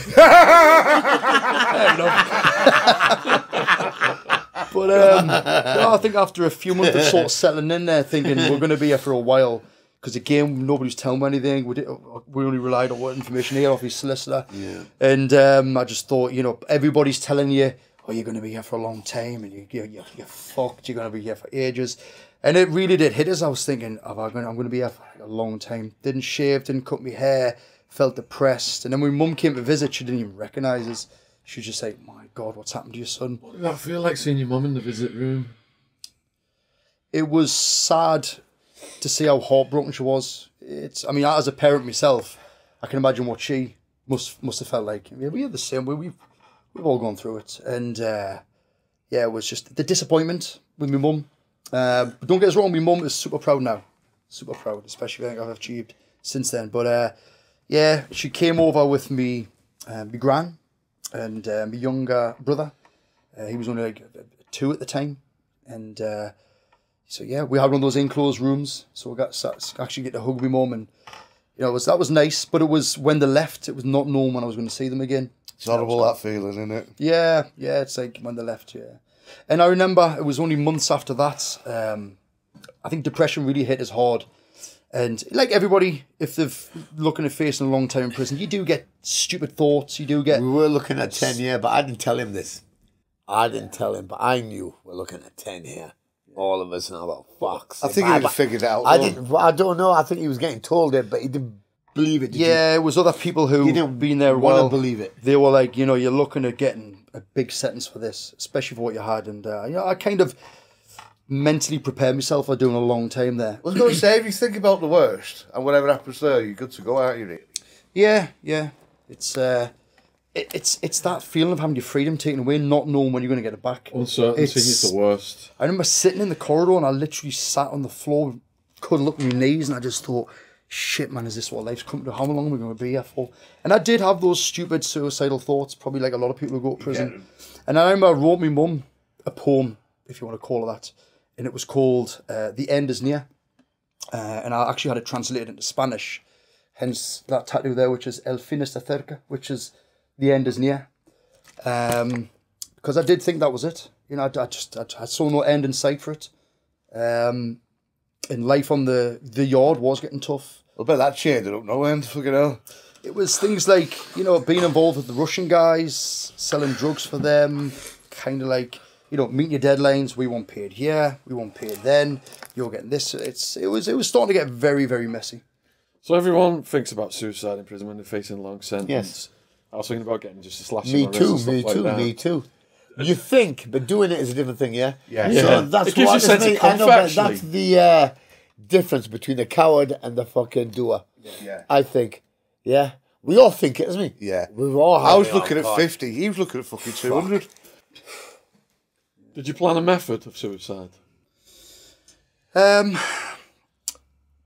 was just something that went through my head. I didn't know. No. We weren't going to do it. No, it was We one of all those. think about it, yeah. but we don't think of a plan of doing it. No. Right. No. Where's a rope? Where am I going to tie The it? only thing Am I which going to get razors? What am I going to do it this way? Am I going to Taking do a it that way? screw with me wherever to go. The only thing which I did do, and this is actually the first time I'm admitting this, this is actually the first time I'm admitting this, is I did self-harm. I've got scars on my arms, legs. I don't know why, it was just one of those things. I just thought, I haven't even told you that, have I? No. Yeah, scars on my arms there. I've actually got my ex-partner's name engraved on my leg. I just done stupid things. Did the pain take you out of the worries temporarily? How does that make you feel, chat? At the time, very He's okay temporary. though, isn't he? As I said, I wouldn't change it. At the time, it If was I'd just... known it at was, the time, stress fucking relief. hell. Yeah. But you know, it is when you see people on TV programs, you hear about other people do this. He's really all right now. You sit there and you think, what an idiot, why would you do that? When you're actually doing it yourself, you kind of relate why they do it. Yeah. Fucking, I've never self-harmed, like. That's, They have a camera. No, I'm okay on this now. I didn't know it was self-harming. I need a fucking decent drink now. I've one of each. His guilt's going up. there you go. Yeah. The whiskey will come out next. Right, go on. So yeah, as I said, that was like, it was one of those things that after you'd done it, I just thought, it's pointless. Yeah. It's not for me. It's not for me. Didn't achieve anything. Didn't make us feel any better, except temporarily. And obviously, I was more worried that anybody who sees the scars is going to be like, "Why are you doing this for?" Because I had a friend at the time. He years before that, he massively self-harmed, and I kept saying he was an idiot. We did Why it would right you do to that? each other in jail, did we? A couple of times. Yeah, but not much. I didn't really know about any of this shit. It was Lisa who I was writing to, you know, in the girls' wing. Yeah. I sort of ignored him, really. But I thought if he was in trouble, he could tell me about it. But you didn't say nothing, did you? No, that's You just didn't say type nothing, of you just kept your mouth shut. You could have done it though, could you? He just kept his mouth shut. I know, but I would have known people over there. I could have sorted things out, you know? Yeah. But he took it on the chin. Respect. It's a man for you. It's like I said, there's cutting yourself and all that. And you'll find that a lot of people who do that, if you're going to kill yourself, you've got to cut yourself that way. 99.9%. Yeah, I know. You got to go that way. You got to go upwards. Yeah. So it's a kind of a cry out for like attention too. Yeah. Because you know you're at a bad, low fucking point. Yeah. We all were, man. Fuck's sake. Yeah. You're bound to. Yeah, we're all fucked. I thought about it, but I never really thought it through. We're all fucked. And I've seen people do it. I've had a cellmate hang himself, and I just thought, you fucking miserable piece of shit. What about your family? Yeah. Don't leave them behind like that. Yeah. But at the same time, you know, there may be in those lows of feeling suicidal and hurting himself. But when we actually eventually got put together, because we were looking at a big sentence, and they actually put me down as a high risk escape. Because then, but yeah, this is the funniest thing about it. They put him low cap first, right? Me high cap. And then they went, right, we realise who this guy is. So now and then they put him in Karachi as well, yeah? With you? Yeah. So you're back together? Well, we're back together. Yeah. Moodle 4. Separate cells. Yeah. This was the best time in the jail, wasn't it? This was the time when it was like, Don't do that for us. No, do not house. Yeah, do These that guys house will together. take over the jail Really? if the house together. But they had to stick him. Karachi. Yeah. So he had to come over there. the first thing I noticed on his wing, how small it was. Tiny compared to the wings. tiny. I actually was on Module Uno, which is for, Module Dos. Module People 3. on there. How many on fucking one? How many There were was, heads? do you know what it is? I remember around 280, 300. I think so, about 300. Because I also had a job which was, it was called El Cabo de Gaveteros, which was the best job on the wing, which was like, you were like in charge of getting the food from the kitchens, and serving it. You know, it was a well-paid job. I think it was 16,000 pesetas at the time, which was brilliant. Again, worked me up the ranks, and you know, it was like these Russian guys pulled a few strings and got me in doing this job. Obviously, to benefit them as well. And yeah, so yeah, worked me up the ranks there. But when I put us into his wing, I realised this is tiny. This wing, 40 heads maximum. 40 and maximum. this is 40 of Spain's worst terrorists. Yeah. Murderers, rapists. See, in Spain, they didn't put the rapists or the paedophiles separately. They just had them all together, didn't they? Have you got any You'll stories? find more respect though on the Supermaxes. You'll find like Yeah, no, you do. You do. people Because shut up everyone like knows 10 to 10 stuff this like man that. You know is what I mean? obviously a dangerous geezer. Yeah. So just you keep do- the fuck away, sort of thing. Exactly.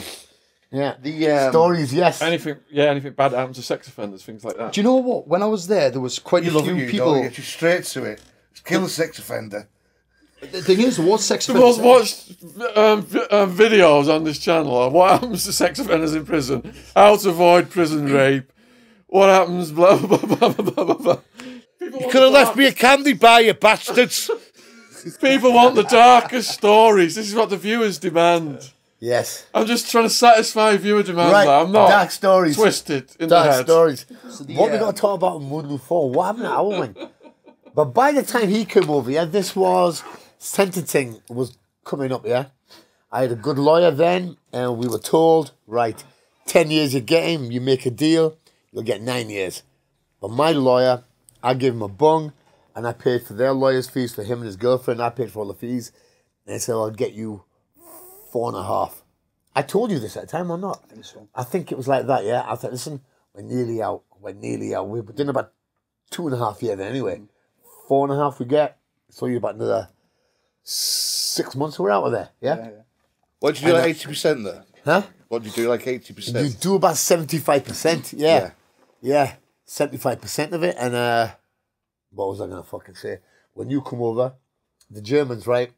We used to train, remember we used to train in the boxing, yeah? Germans were there, right? He was like smaller. But these Germans, we all used to spar, yeah? Okay, but they refused to spar with me, yeah? Because they knew I'm going to take your fucking heads clean off, yeah? But they wanted to spar with him, right? I thought it And- was easy. Yes. But it wasn't easy, yeah? Sergio, he was about 6'3". Yeah. Remember? Yeah. They used to spar, but I used to tell him, go head low, go for the body. But because he was taller, he just used to punch down at him, yeah? Rabbit punches, back the head. And his ears were ripped every day Still got sparring. the scars down there. And I used to see all the blood on that every day. I went, Harry, listen, stop this now, yeah? He went, no, I still want to fucking fight the Germans. Because even though he knew the only way he could get into that region was to go in, but he's just punching downwards. And he's ripping his fucking ears off. See, the gym on Module 4 was like, it was like, that was the turf, wasn't it? It was your gym. Yeah. But you always had like people wanting to take over his gym. Yeah. And But that ain't happened. the way you settled it was That get in the ring. happen. That didn't happen. Yeah. They all tried it on, didn't they? Yeah. Fuck it. Do you have gloves too, or does it just... Yeah, gloves, yeah. But the screws have the gloves. You got to go ask for them. 2 sets. We got them off that screw from the gym. You know that girl? I asked her. Yeah, I said, listen, please, can you get me a set of gloves? I said, I clean this gym. I clean it every day. I used to mop it up. Remember? We used to clean it all up. But this, keep it tidy. This tall German lad that was fighting with him. Yeah. Sergio. He had long reach, so I can't. But Yeah, he's 6'3". But he, got the better of him. Yes. But his friend, who was like Marcel, the ringleader the head of honcho. their group, Yeah. He literally smashed him all over the gym Afterwards. Because he couldn't put him away. Yeah. Because he didn't put him Done away. him in. Yeah. But we seen this, and then he smashed him all over. This is how you do it. And he was fucked him, didn't he? Yeah. Just fucking smashed him all over. Kind of saying, well, that's how you do it. Yeah. Yeah. Got to be cruel to be kind, haven't you? Remember, I know, but he won't fight me, neither than Marcel. I wanted to fight him, but he won't fight me. He was just hated me. But they thought they could fuck him, and then it's getting all back at me, innit, yeah? But it didn't fucking go down like that because he fucking put up a good fight and he was there every day. And then there was Even though that, getting his ears ripped and that. But you had the best of him, really. And then there was that other Moroccan lad. Oh, that fucking... I didn't even know what he was in for. Until Fuck Norris. Fuck Norris. Yeah. Chuck Norris, yeah, he thought he was. Fuck Norris, I called him. thought he was Chuck Norris. Fuck Norris. Yeah, that's kind of how we settle things on Module 4. Yeah, he wouldn't spar with me neither. No, right? So who had to do it? He did it. Listen, they all wanted to fight him. As soon as he come on, they're like, right, they can't get at me. We all want him. Well, they're trying to get at you, by good. Yes. But it didn't go down. Fucked him as well, didn't you? He was fast. He was fast. Very he was quick, fast. He was but not hurting. He was a fast footballer on the yard. He was good at football and he was fast. Fast hands, but just not hard hitting. And I think just one clip and he went straight down. Yes. But job done. But you know, being the only two Brits on that wing, yeah, you know, kind of had to defend that gym, didn't we? They all want to take the gym over, yeah. That sounds crazy. That's the only turf that needs to be taken over. That's what you had to do. Did anyone come close to getting it off you? No chance. Did they? No, definitely not. Definitely not. What was your relationship like with the little killer? What was his name? Carlo, he wasn't there then because he killed that kid. He got sent over double cat with the Etta people. You know the Etta people? Yeah. Yeah, that happened in the first 6 months I was there. For people who are not familiar with Carlo, go back and look at podcast 1 with Chet. It's in the description box.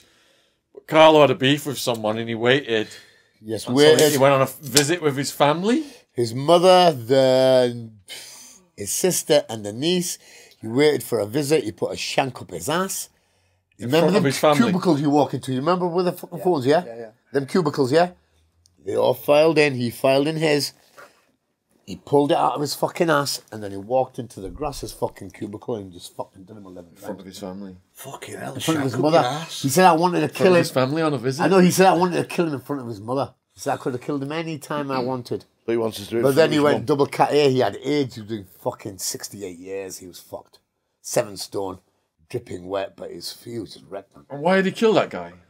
Because you grassed him for having a smack. Because this is a guy. Remember, Harry? If you grass people, you can get an extra vis-a-vis, can't you? A visit with your missus, yeah? Yeah? On our wing, it worked like that. I don't know about yours. Snitches get sex visits. If you grass it, it's a good grassing. You get a sex visit. You get a sex visit. In America, snitches get stitches. But in Spain, it's fucking... It's weird. If you grass, you get took care of, mine there. And you do get took care of there. When the schools take care of you. All the trustees are like that. But then, you do have a liability of getting stuck as well, you know? So, yeah, it's a fucking fine line you're treading, you know? The ones who have the best jobs in America. But don't grass in cat hair. Yeah. Grass in the lower wings, but not with the fucking idiots, because they do massive sentences. They've got AIDS. Well, at the end of the day, if you grass in cats there, they've got nothing to sort. They might as well kill you. And then their reputation, it just goes higher and higher. Yeah. But then he went, Carlo, cat hair, double cat hair. Remember the other side? Yes, There's only about 8 Yeah. people there. Yeah. They used to let them out 2 at a time in the yard. Only 2 at a time in the yard. Then 2, boom. Now another 2. Now another 2. And they mixed the sex offenders with everyone. Yes. Yes. And the wing I was on, you had... Was they protected, like, or why did they get smashed? No, if they were Spanish, they're protected. Yeah. But if they're any other race, they would tell the whole world who they are. Ah, here he comes. But if they're Spanish, they keep their fucking mouth shut, don't they? The Spanish... They take care of their own. Yeah. Catholics, aren't they? Yeah. It was quite a few. But there wasn't a lot of spick nonsense anyway, was there? There was a couple, but you know Was what? there? They kind of like just walked around, and none of the other Spanish people did anything about it. Yes, I think so, because I think they just keep it like, we don't do that. Whereas one time We was don't do that. We're Catholics, you know, we don't, that's for the fucking Moroccans. They're the fucking worst, the priests and all that. I think so. I think it's all undercover in Spain, mate. course, whereas, you know, you got the rapists, the pedos, everything, and the Spanish didn't seem to do anything about it. But I remember there was one time, one guy came in, English guy, an older guy, did look typical Nazi sort of person, and we had suspicion what he was in for, and I can't remember. Somebody did find out what he was in for, and it was for being like a pedo or whatever. And straight away, all the other English guys sorted him out. Straight away. You know, that's what the English done. Yeah. He's a nonce. He's getting sorted. Whereas the Spanish should be like, just let him be. They don't. Yes. They're like weird mentality. Weird. So when you say sorted, stabbed, beat up, killed. This guy just got a good hiding in his cell, and then the screws just had to take him off the wing straight away. And he was put in module 3. Module 3 was like The module 3 is a Shady. yeah, I think so. 1 was a big one. 2 was second. 4 cat A, double cat A on the other side, and the infirmary. The 3. Oh yeah, we had the psychopath ward as well. Opposite ours. There's a story about them cunts, but the number 3 wing. Like trustees and people. I don't know what they are. Number 3 was all a bit weird. If you came from Mulu 3, why you in Mulu 3? Why have you come from number 3? What's the psychopath ward story? Right, psychopath story. Right, okay. Psychopath stories this year. We had the you remember our wall, Harry, yeah? Yeah. That wall at the end of the yard, yeah? Opposite is a psychopath wing, innit? That was parcels being thrown over, wasn't it? Parcels used to come here, boom, boom, boom. Anyway. Birata, did you meet him? Pirate, he was called. I'm not sure. Was he there at the time? But anyway, Gypsy, he used to do all the drugs. With a battery, yeah? It's with a little battery. You put the drugs in it, or the money in it. You get the plastic off the cigarette packet, light it, seal it, whew, throw it over the wall. That's how they used to communicate, yeah? Anyway, Pirata, this one time, yeah, these fucking idiots here on the fucking psycho wing must have asked for some drugs. And he must have said, yeah, I've got some. So they sent the money over, and then he didn't send the drugs over. And then he didn't send the drugs over, and then he must have known this, right? Because then a few of the batteries came over, and if you walk the yard, when a battery comes, there's always a reply, yeah? But they were just coming over, and there was no reply going over, so I thought, right, this isn't right, yeah? And okay. So what they did, yeah, they had a wall there, yeah? All these fucking lunatics, they fucking took the wall down, kicked it down, and they were throwing bricks over. We were all getting fucking pelted in the yard, right? All these bricks are fucking coming over. We just ran, right? The screws ran. Some people got hit, yeah. Well, fucking we fucking drugs? But we couldn't run anyway, yeah, because all the doors are locked. All these bricks are coming in the yard, and we're like, what the fuck? They took the wall down. No, when you see a battery like that, you leave it alone because you know it's not yours. Yes.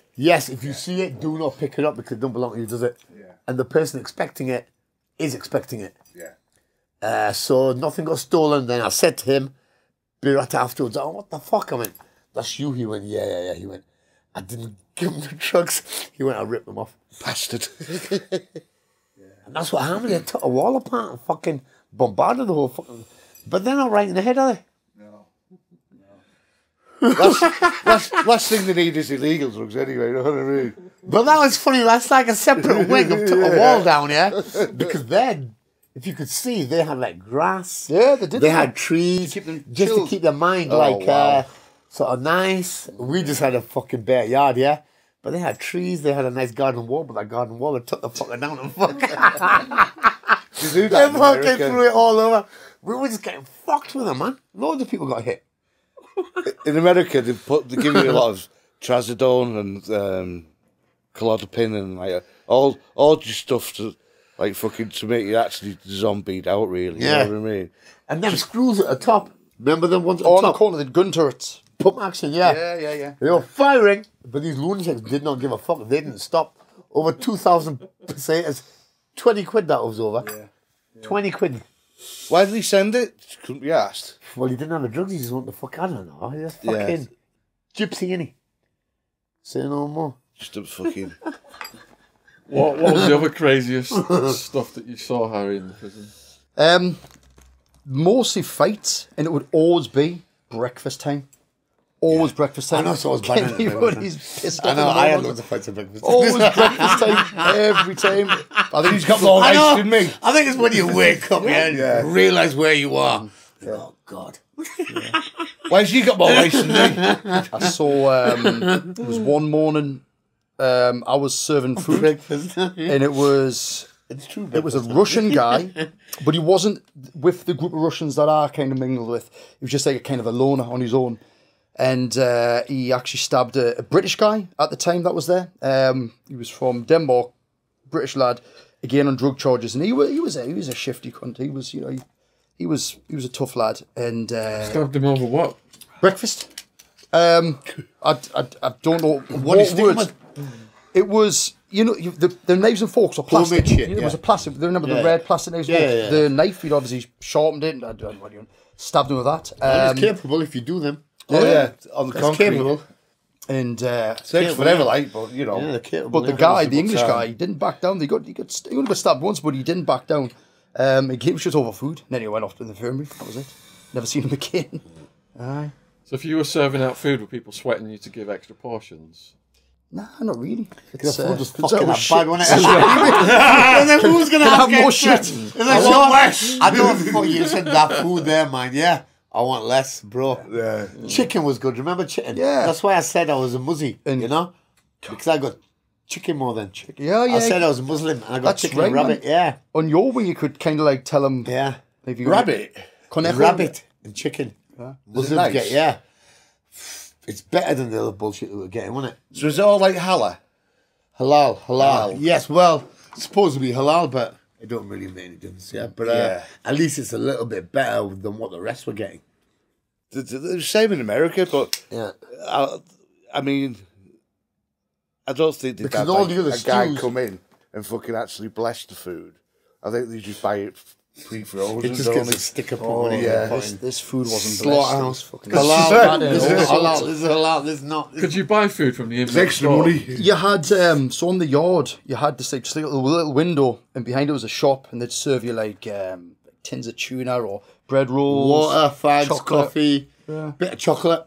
So that's what I mean. If you had money, so your money you had there wasn't. It was like because it was pesetas back in the day. So you'd had like a little card with 1,000 pesetas, Yes. 2,000, 5,000, Yes. and then you had the coins. Do you remember the coins with the hole in Oh, the middle? coins were, yes. The 25 Because I remember they used to throw sometimes with the Actual batteries. Spanish money.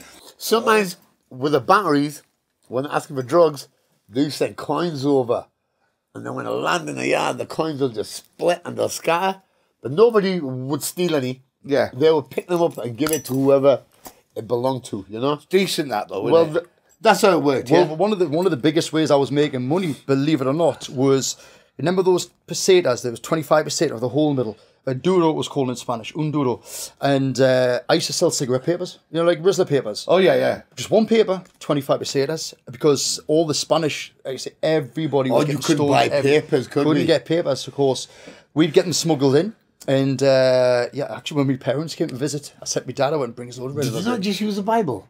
Well, I use the Bible. If you had to, but it was just... I use the Bible. I'm thinking dummy for the full sentence. I was getting 25 pesetas for one. I just did that. You see Mexicans praying before they use the Bible. It comes in use the Bible. That's all I say. You go to the hotel rooms nowadays, goes, all right, I've got skins there. Yeah. Yeah, that's how I made my money popping. I never had no skins there. Yeah. The Bible we use, man. We were posh and all. But But it wasn't like you get the the packet. security on their wing is less, yeah? So they obviously got a lot of extra shit in. Yeah. We I used was- toilet roll too in America because it was like that tracing paper shit. Yes. It just wipes everywhere. It doesn't wipe your ass. It Doesn't just like goes it just everywhere. spreads the shit around, doesn't it? Yeah. Fuck's all that about as well. Fuck is all that about? Yeah, there was, we're talking about like the people in the wing. It was, you just don't realise until you meet these people in real life that the amount of stories I was told of like murderers, and you would just be talking, thinking, these guys are just like talking about their crime as if it's normal. One guy I think was telling Chet, he said, lovely guy, used to sit and play dominoes with him. He helped us learn a bit of Spanish, and I don't know how I asked him one day what he's in for. So he'd been there for like 15 years, and he said basically he came home, caught his missus in bed with somebody, killed the both of them, Crime and passion. hacked them both to bits, Yes. took them into the police station, was like, there you go, tickets. Yeah. And I'm like, I think you Handling did right both there of us, myself. I think you did all right. and I'm like, I can't believe I'm sitting playing dominoes for somebody. There's another guy who's called El Matacura, which is priest killer. He was a heroin addict and he killed this priest and strung him up and, you know, mutilated him. But he was to talk to him, he was a nice guy. He's always like... The crime of passion guys are usually quite well behaved, aren't they? Because they've Well, got a normal they're life. not criminals. Yeah. They're not criminal minded, are they? Half of the priests are they're not fucking criminal nonsense minded. anyway, aren't they? Well, I don't know what the priest did, but I think he robbed him and he was high on heroin and he just mutilated him, strung him He up. probably fucked him as a kid and he got him back, probably. Who knows? Good as well, yeah. The Pope, if you're watching this, fuck you, Sue. But yeah, it's just Timestamp. some of the stories. Tyson of these Fury, people. we're still waiting. Tyson, bruv. Charity match, bruv. Come on. Sort it out, yeah? I'll put it I in know you're going to smash me all over, yeah? But doesn't be funny. In fact, do the three of us. Me, Wildman and Harry. Yeah, we'll have you. If you didn't Oh, yeah, it'd see... be funny. Just knock the three of us out, yeah? It'd be funny. If you didn't see our Christmas special, it was titled Tyson Fury Called Out by Gangster, Chet and Wildman Getting Drunk, 2.5 hours long. It's in the playlist. Please check it out if you are not politically correct. That's so fucking idiots who answer that back. They're saying, you know what?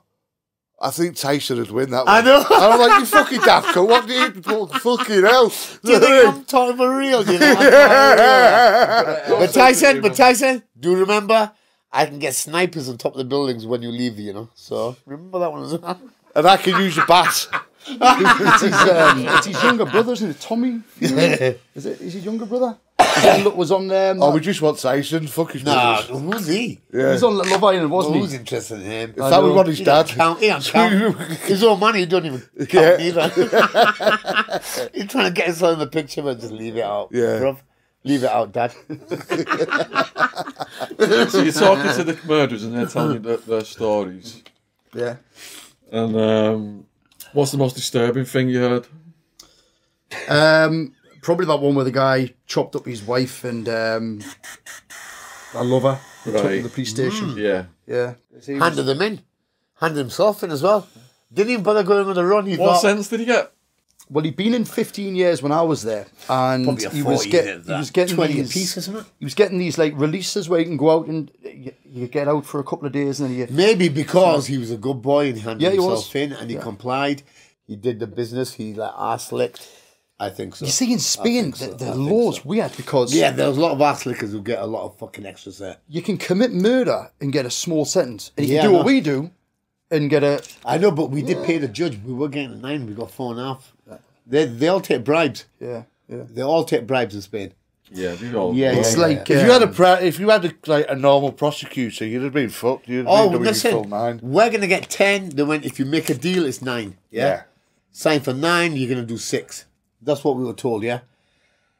All right, okay. And then I was just sort of working it all down. All right, we've done nearly 3. I can get a fucking transfer to London. You break it down. And you Yeah, think can't it's get a not so transfer bad. to London. Belmarsh, you go first, few months, and then Yeah. I can go my end. Probably Yeah. Accrington or Wheelston to finish off. Yeah. And you break it down, okay, 6 months there, 6 months there. Cat D, I can get. There's no Cat D in fucking there, is there? What the fuck was all that about? Probably home house, wouldn't it? That stuck. Like, he had 20 different fucking cellmates. He had changed. Do you know me? I stayed in the same cell from day one. I had that many different They cells. had me just fucking there. We want to know where you are. And you don't move. That's You not don't so do bad, that though, because you don't have I to get love to know that, people. bro. You know what I mean? That. Listen, that's brilliant. On my own, I had my own pictures on the walls, but they did rip them down because they're Catholics, yeah? Page 3 girls I used to have up, yeah? The screws, when they used to do the search, they always rip them all down. We're Catholics here, you're not allowed to do that. Yeah. Oh, but you're allowed to fucking nonce young boys and do all the fucking rescue one, aren't you? Yeah. Exactly. I'm just trying to fucking get a wank off, bro, for you at the end of the night. Yeah, you priest. You fucking Give me a break, man. paedophile priests. Yes. Catholics. They're so strict, but they're so fucking bad. Yeah. Well, do you priests? Who was your worst cellmate? My worst one is because I've had so many was the ones that snore. Smokers. No, snore as in like Snorers. snoring. Oh yes, Yeah. obviously. Oh, I had one guy. He was an older guy. I don't even know what he was in for. He never told us, and he never would say. But he was just the worst snorer. And it sounds funny, but mentally it drives you insane every night when you're lying there banging and banging. I'd have rolled him up, man. Fuck it. Threw his mattress out. I would have just said, why didn't you just knock them out? Come over our way. He was really You should just come over really my old, way. this guy. If you fuck him up. Did you try the wet toilet paper in the plastic in the ears and all that shit? No, I didn't do that. No, actually, no. Peg. But, Paper in the ears works. No, but Wet it, stir it in. It dries out when it works, doesn't it? It was so loud. This guy It was reduces it significantly. It does. This guy was so loud the bed was vibrating. You could feel it. But then you get, because we had a TV as well. Well, if you had the money, you can buy a TV, just a little portable one. Yeah. And I had one cellmate. He was Jamaican guy, English, but he's from Jamaica. And he was a big lad, and he was nice. But you'd have the TV on all night, and we'd argue. But like, for fuck's sake, can I get You had a TV in yourself? Well, not me. I couldn't afford a TV. It was him. Him, he had a TV. He had loads of money, so he got the little luxury. Had loads of money in TV. If you had a TV, you were like kingpin in your cell. I got one in the end, didn't I? Did you? Remember? Tell you my side. Who'd you take that off? I waited, no. Well,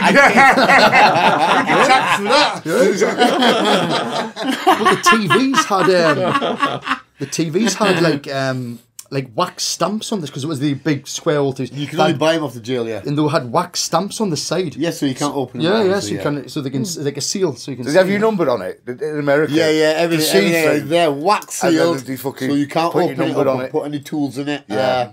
Because they check the seals every time they come We used yourself. to make our own kettles for the cell, get a bit of wire, stick them in the plug sockets into the water. We used to get things called stingers. Basically, it was just like similar to a kettle in a way, but you'd have your cup of water and you'd have it's like an element of like the bottom of a kettle, really. You know what I mean? Like a heating film. Like a heating film, yeah. And that's how you'd heat your water. Yeah, we did exactly the same, yeah. I mean, obviously, you run the risk of getting electrocuted, but Yeah. hey, if you want a cup of tea, you got to do it, don't you? But I never had no kettle in myself. Do you have a kettle in yourself? How can it Do you have a kettle? I've got a kettle, like a homemade kettle TV? Yeah. What the fuck else What going the fuck's on? going on here? You know what I mean? I'm thinking, Why is it in the Don't wall? be right. kettle, you telly, bastards. what? And I pay for the attorneys too. Fucking hell. Kettle and telly. What the fuck's going on here? But the one thing we were saying to Chet is, I think one of the weirdest, or the hardest thing is the first Christmas there, wasn't it? Yeah. First one, we were only there a few months. Couple of months, man. I don't know about Christmas, yeah? You know about your Christmas thing. We weren't together, were we? But for you, it was quite hard, actually. You were a young boy. Yeah. And I felt sorry for his girlfriend, and his mum, and his dad, and fucking, it was all fucked up. It's a fucked up situation, wasn't it? Yeah. You'd actually celebrate Christmas? I do, yeah. But we're not Christians, you know. I'm Sikh, but yeah, we still get a turkey, buy presents, do shit. But they're Catholics, and they're all quite strict, weren't they? Yeah. But we had nice food in that day. Yeah, that was the only thing we got good food, day yeah. we got like nice because they brought it in. The church brought the food in. Remember? It's nice that. Yeah. You get decent food Christmas in America, but the best time you get the best food in America, believe it or not, is when it's Super Bowl. Right. That and 4th of July. 4th of July. Yeah. You get like a hamburger, you get hot dogs, you get late chips, you get all good stuff. Fucking hot dogs, hamburgers. Nothing like that was fuck all No, like that. just fish. Fuck. It's healthy though, isn't it? No, he's saying fish. Yeah, isn't me. He's saying because I hate it's fucking polluted dead fish I hate has fish. been fucking stunk. You Worse smell than it? mackerel in the tin. Oh, You listen, got- it's fucking terrible, mate. Calamari's every he's, day. He's making. Listen, he's going calamari, squid, fish. No, guys, nothing like that. That's me. It wasn't even that. I don't know what the fuck it was. I swear down to what the fuck it was, but I wouldn't eat it. Yeah. You couldn't even chew it because it'd be fucking boiled that many times over. Yeah. Calamari. He's making like a fucking restaurant here. I'm thinking that. It sounds alright. Calamari. What the fuck are you talking about? Calamari. That's squid stuff that's chopped up, you know. I know, but it wasn't fucking. I know. It was but like rubber. I don't know what it was, but it was terrible. It was rubber bands. terrible food. Disgusting. I've only had it once. and I got it by mistake. Calamari. I like the fucking Octopus. Yeah, octopus coming out of fucking ears. Octopus.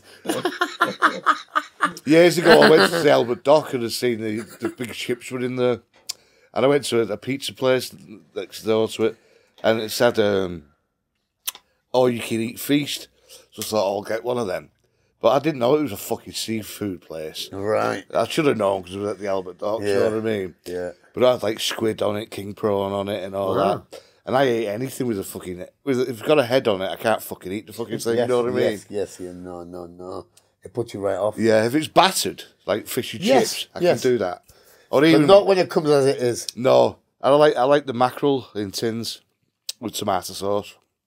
I don't mind that. But that's about as fishy as I get. You know what I That's mean? about fishing again, mackerel. What was prison transportation like going back and forth court, and what was it like being in court? Actually, I'll tell you what happened to me quite a few times. I don't even know if I told you about this. There was 3 occasions when the screws would say, right, get your stuff, you're going. I'm not going where? Didn't have a clue. Stick you in the back of the van, police cuffed up, take you to court. I'm thinking, what's going on? Yeah, it was like a courthouse. And it was 3 times this happened to me. You know when you do a lineup. Did I not go with you? You might, No. Well, no, because me and you don't really look like each other. So what the fuck's all this about? It was Go like, on, no, I'm it interested in this was, story. yeah, this happened to me 3 times. You know when you... I'm interested now. You don't look like one another. So I get to this like courthouse place, sitting cuffed up for hours, just sitting. There's a load of other guys as well. And then you go into the room where, you know... Where ID parade. That's the one, yeah. You pay for that. They're just using it for No, an ID hours. fucking thingy, right? I get That it. happened to me 3 times where I got took for Right, ID. maybe, yeah, for ID shit. Yeah, but if you don't get anything for it and they pick you out, you still get the charge. You know that, don't you? Yeah. Yeah, no. fucking right. Why did you agree to that?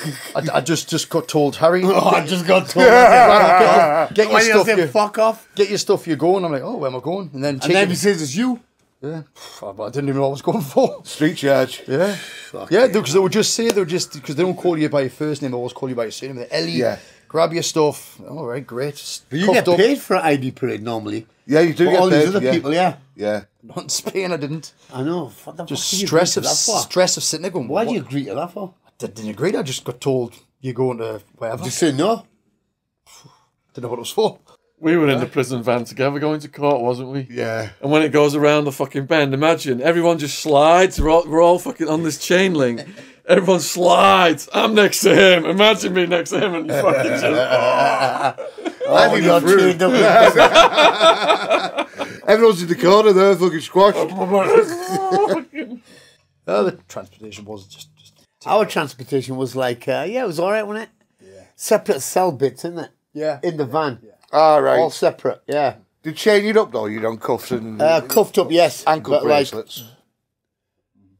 Not on the ankles, no. No, just cuffed up. Just back in there. wasn't it? Yeah. Well, you were cuffed up behind. I think I was cuffed up in Yeah. front. So you're more dangerous. And was it weird in court because they're all speaking in Spanish? You had a bit of understanding then, didn't you? Yeah, I mean, At that time. I'd learned quite a bit of Spanish, but you know, when Poquito. even when you go to an English court, they use You still don't even know technical what the words. fuck You're is sitting You there still going, don't even know until they say 6.5, 7, 8 years. That's what you bet you're listening for. Right? I just wait for the Ladmo bag to come with the sandwiches for me lunch. Fuck what they're going through. You know what I mean? So yeah, Yeah. Spanish court. Didn't really have a clue what the scene did were. What about your sentencing day? Your hearing? What was that day like? You understood the years. Yeah. Cuatro. Yeah, you understand the cuatro años. Yeah. Cuatro Cuatro y media. media, yeah. 4.5. 4.5. When- How did it feel to be sentenced? Oh, wow.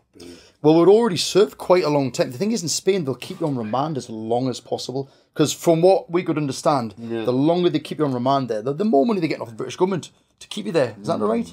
So they... No. I think The that's British government doesn't pay for us. I got told of my lawyer when this is a Spanish cost. Yeah. Taxpayers. It's a This is a shakedown on Spanish the cost. taxpayers. This is a Yeah. Spanish cost. Yeah, I mean, So I don't think so, no. we won't Are you back. moved to a different place after you sentenced? Or is it you No, still in the same. Right. Straight back in the same cells. Yeah, because we were in Module 4 together. But we were fucking giving it high fives, remember? 4.5 years, they said, I'm like, fucking hell. How long was left on that? If you got 3, Not a long. you're happy, aren't you? We nearly did 3. yeah. 2.5 we're done. Yeah. Got to do about 3, we're done, innit? The crazy thing is... Did you look at transferring back to the UK? No, because we don't have much time, because it takes about a year. Yeah. It takes about a year, so we Yeah. just thought, let's just ride it here and let's just get the fuck out. But we got expelled because my lawyer, he got us expulsion, so we can't enter Spain for 10 years. Yeah. And we got out about 2 or 3 months earlier, didn't we? The crazy thing is, after we'd been to court, I was on the wing with him, Module 4, maximum security. Yeah.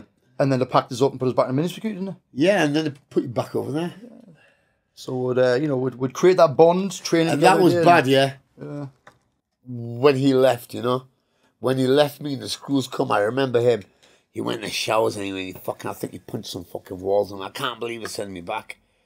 We're together now, and now they send me back over there again. Which was a bit shitty, innit? Yeah. But that's what they're doing at screws. Head The games, screws. isn't it? They said, a screw is a screw, innit? Yeah, exactly. Oh, no, because we're sitting A in the screw yard. is a screw, yeah? Yeah. They're not called out for nothing. We just sat there in the yard, and it was one of those kind of yeah. moments One on was it. sentenced, and we thought, right, okay, it's fine. We're all right. But it's like splitting us up again. We'll just fuck your head one more time. How's that? Yeah. The thing is, as well, when we were on the maximum security together, we spent literally all day, every day together. Training. So, you Training, we were fighting the Russians. Fucking. you just create a bond that's different than anything else, don't you? Anybody's Yeah, I been to know. prison, it's- Jail is a different fucking environment, totally. Not like anything else in the world, man. You can form a friendship there, and it's not like a friendship anyhow, is it? Well, even prison itself's different than remand, isn't it? Yes. Because you're more structured when you're in prison. Remind you, like, okay, I don't know what's going on. Yeah. This. Once you've got your fucking 6 or your 7 or your 10 or whatever, You go in there. and then you're working out in your own little head, aren't you? Did you get released together then? Yeah. Same flight? Yes. Same flight? Expulsion, Everything, yeah, so- Expulsion, all of us. Armed escort and stuff? Yep. Yes. Yeah. Gatwick Airport, they separated the... Anyway, they fucking told us to go, on that day, right? They just said to me, Sandhu, yeah? I was in the gym, shorts, vest, boom. They went, right. I went, what? Hefe goes, papers are here, going home. I went, when? He went, now. I went, what? Don't know how you felt. I was in the kitchen. Don't know how you were told. I was in the kitchen getting the trolley for some food, and they just says, Ellie, vamos aquí. And then they told us, you go. And I was like, what? And I just remember pacing round it, and I just walked in a circle, just round and round, thinking, I can't believe it, I'm getting out, I can't believe it, this is just unreal. It just felt like it was never going to happen. For me, it was like, wow. And I just went, but then gypsies heard, yeah? And they knew I was a money collector, so they went, right, Chet, can I have your pants? Can I have your Walkman? Can I have this? But I was that happy I just gave everything away, right? Yeah. So I went to the airport with them stupid shorts and a vest on. Do you remember? I remember. I Actually, gave all my clothes away. Couldn't believe what I fucking done because we were that fucking high. Would they cut down shorts? They weren't like mine. No, they weren't like It was. That would have been funny as put my ass showing and then fucking feds. Take me on the plane. Take me on the plane. It only felt real when they actually put me girlfriend and Chet in the van out the prison. Done all the paperwork to get out of the prison, cuffed up, and then Stuck us in themselves. Yeah, well, we First. actually, the thing is, we walked In the cells at the airport first. but we walked through the airport with the police cuffed up in front of full view of everybody. And I just felt weird because there's me cuffed up walking through the airport, holiday makers all around with it. You think they'd be a bit more discreet, wouldn't you? No, the fuck when Well, in that's America, happened to me do you like- 3 do you like times. you put a- No, they're not discreet. do you like at you all. put a jumper They're over not your wrists? discreet. All right. They're not discreet, and they cleared the last 12 seats of the plane. Yeah, no shoes. Yeah, marsh shoes off as well, barefoot. Where we're gonna in go? case we run, we can't run that fast, can we? We're going fucking barefoot. On a plane. Took the shoes off, cuffed. Armed marshals took it to Gatwick. Yeah. They took all my money off me, but I had some money. I stuck it on my ass, so they didn't take that. Yeah, and plus some hash I had. Yeah, and so we just. They took us to Gatwick. Brought hash back into the country. I brought it back in. I remember I brought it back in. I said, I'm not leaving that behind, You baby. didn't have that much money on you, but did you? I had You could've fucked shoved more up there. I just fucking shoved everything up my ass. And I walked out with it. And It's better than taking a speed over it, your ass. It's the bank to save. I know it is, yeah. It's an extra pocket in jail, isn't it? Yeah, it It's a is. secret pocket. So, was your girlfriend still down for the cause by the end of it, or was she ready to run? She was. She'd like us. She'd settled into prison life. Yeah. She'd made good friends with the She two had Scout Lisa girls. and Lindsay. Yeah. They did take care of her. They No really sour did. grapes then, get for... 2 Scouts girls, yeah, it's me. Girls if are them 2 different, though, Scouts prisons. girls weren't there, because they were there through the full sentence, if they weren't there, she been would have had fucked. her. Oh yeah. But, So these 2 Scouts girls, Lisa and Lindsay, wow. yeah, They saved her mind. they looked after her. Yeah, they did. Yeah, but Because they were tough. And their story's another fucking story. They If it wasn't for them, she'd have been someone else's bitch. they were wouldn't doing 9. usually, They were doing a 9 stretch for cocaine. no, she Much respect to you 2 girls for looking after her. Yes. But she was by that time she'd settled into the sentence, same as us. She just accepted it all, and it's like anything, you just got to get on with it. You got to adapt to your surroundings and just make the most of it. And she's the same. She still says to this day she would never change anything. She doesn't regret anything, but obviously just wants to be left anonymous out of this. So. My ex won't even tell us. Look at me. Look at her. I see her on the bus. She goes like that. So what was it like getting back to your family and stuff? Well, we literally got dumped at Gatwick Airport. No money, Gatwick, no nothing. no money. No mobile phones, nothing like that. Yeah, 0. And we walked about London all night. When we got We walked around because it was just amazing just to see people. Shit though, innit? When you see the cafes, or you see kebab houses, or you see McDonald's, and you haven't got no fucking money. Well, I know, but we wouldn't even ask for that. you had enough money on you to we got I'm sure we got a Burger King, and then we went and bought some cans, and we sat because the airport, they just said, right, off you go, you've committed no crime here, go, sort of thing. And we're sitting in one of these like outdoor 24-hour cafes, literally just got out of frigging prison. He's sitting and we're having a drink, and there was some people, like young kids, like teenagers, youngsters, and they were just being arsey. Well, of course, you just exploded, didn't you? I remember, because you turned around and you just started arguing, for fuck's sake, do you know where I've just fucking come from? And he kicked off, and I was like, oh, God. I just walked out. Can't take him anywhere. I know, but they were being a bit fucking Yeah, daft, they'll be. I think it's because of my shorts and all that. Because I just walked out with what I was wearing in Spain. Just get out of jail. We're gonna go back. As long as you didn't cat whistle, you know, right? and then we pretty much just walked the streets of London all night, didn't we? All night, yeah. Literally went through Didn't Soho. sleep. It was just like With them shorts on. Yeah, what was it, Soho? You'd pimp. just overwhelming. Yeah. Was you pimping, yeah? Next morning, Victoria Station, National Station. Express. Yeah, we got back. the coach up. And that was just weird coming back to Newcastle. There's a lot of changed in Newcastle. Things like the Millennium Bridge have been built. That's the thing. We were in prison for the Millennium, that big changeover, 2000, weren't we? This when everybody was partying, celebrating that big change. And we were stuck in jail, weren't we? So there's loads of things watching. Mobile phones even will come back. Yeah. Technology of mobile phones have changed. Internet. It's only been 3 years, but what a lot of change. Strange, yeah, it's all strange. Yeah. Were we in Las Vegas on the Millennium? I don't talk about that. Fucking hell. During death in Las Vegas ever In the happened. world. In In the the entire world. world at the turn of the clock. Happens Right, my like- wild man. Yeah. But also it gets worse, Shaun, yeah? It's only it gets worse, yeah? It didn't get better. No? He was only out for about 6 months. Come right? on. He was only out for about 6 months and he did another sentence in Durham. For what? Selling drugs for me. No. Steroids only. So But that's me. I think it's the fact that he got away with this sentence. Your mind, like mine, Harry, was a bit fucked up, yeah? It was a bit fucked up and a bit fried. I don't know what narcotics you were taking. Well, he fucked the job up Dr. again. 6 Gloom months chat, again. innit? Fucking hell, another Jesus. sentence. What was the job? So basically, when I Steroids you were selling to that Raoul Moore geezer. when I got out, Raoul Moore, yeah. He was selling steroids on my behalf. Right? Because we just got out of jail. He wanted to make a bit of dollar, didn't he? You know?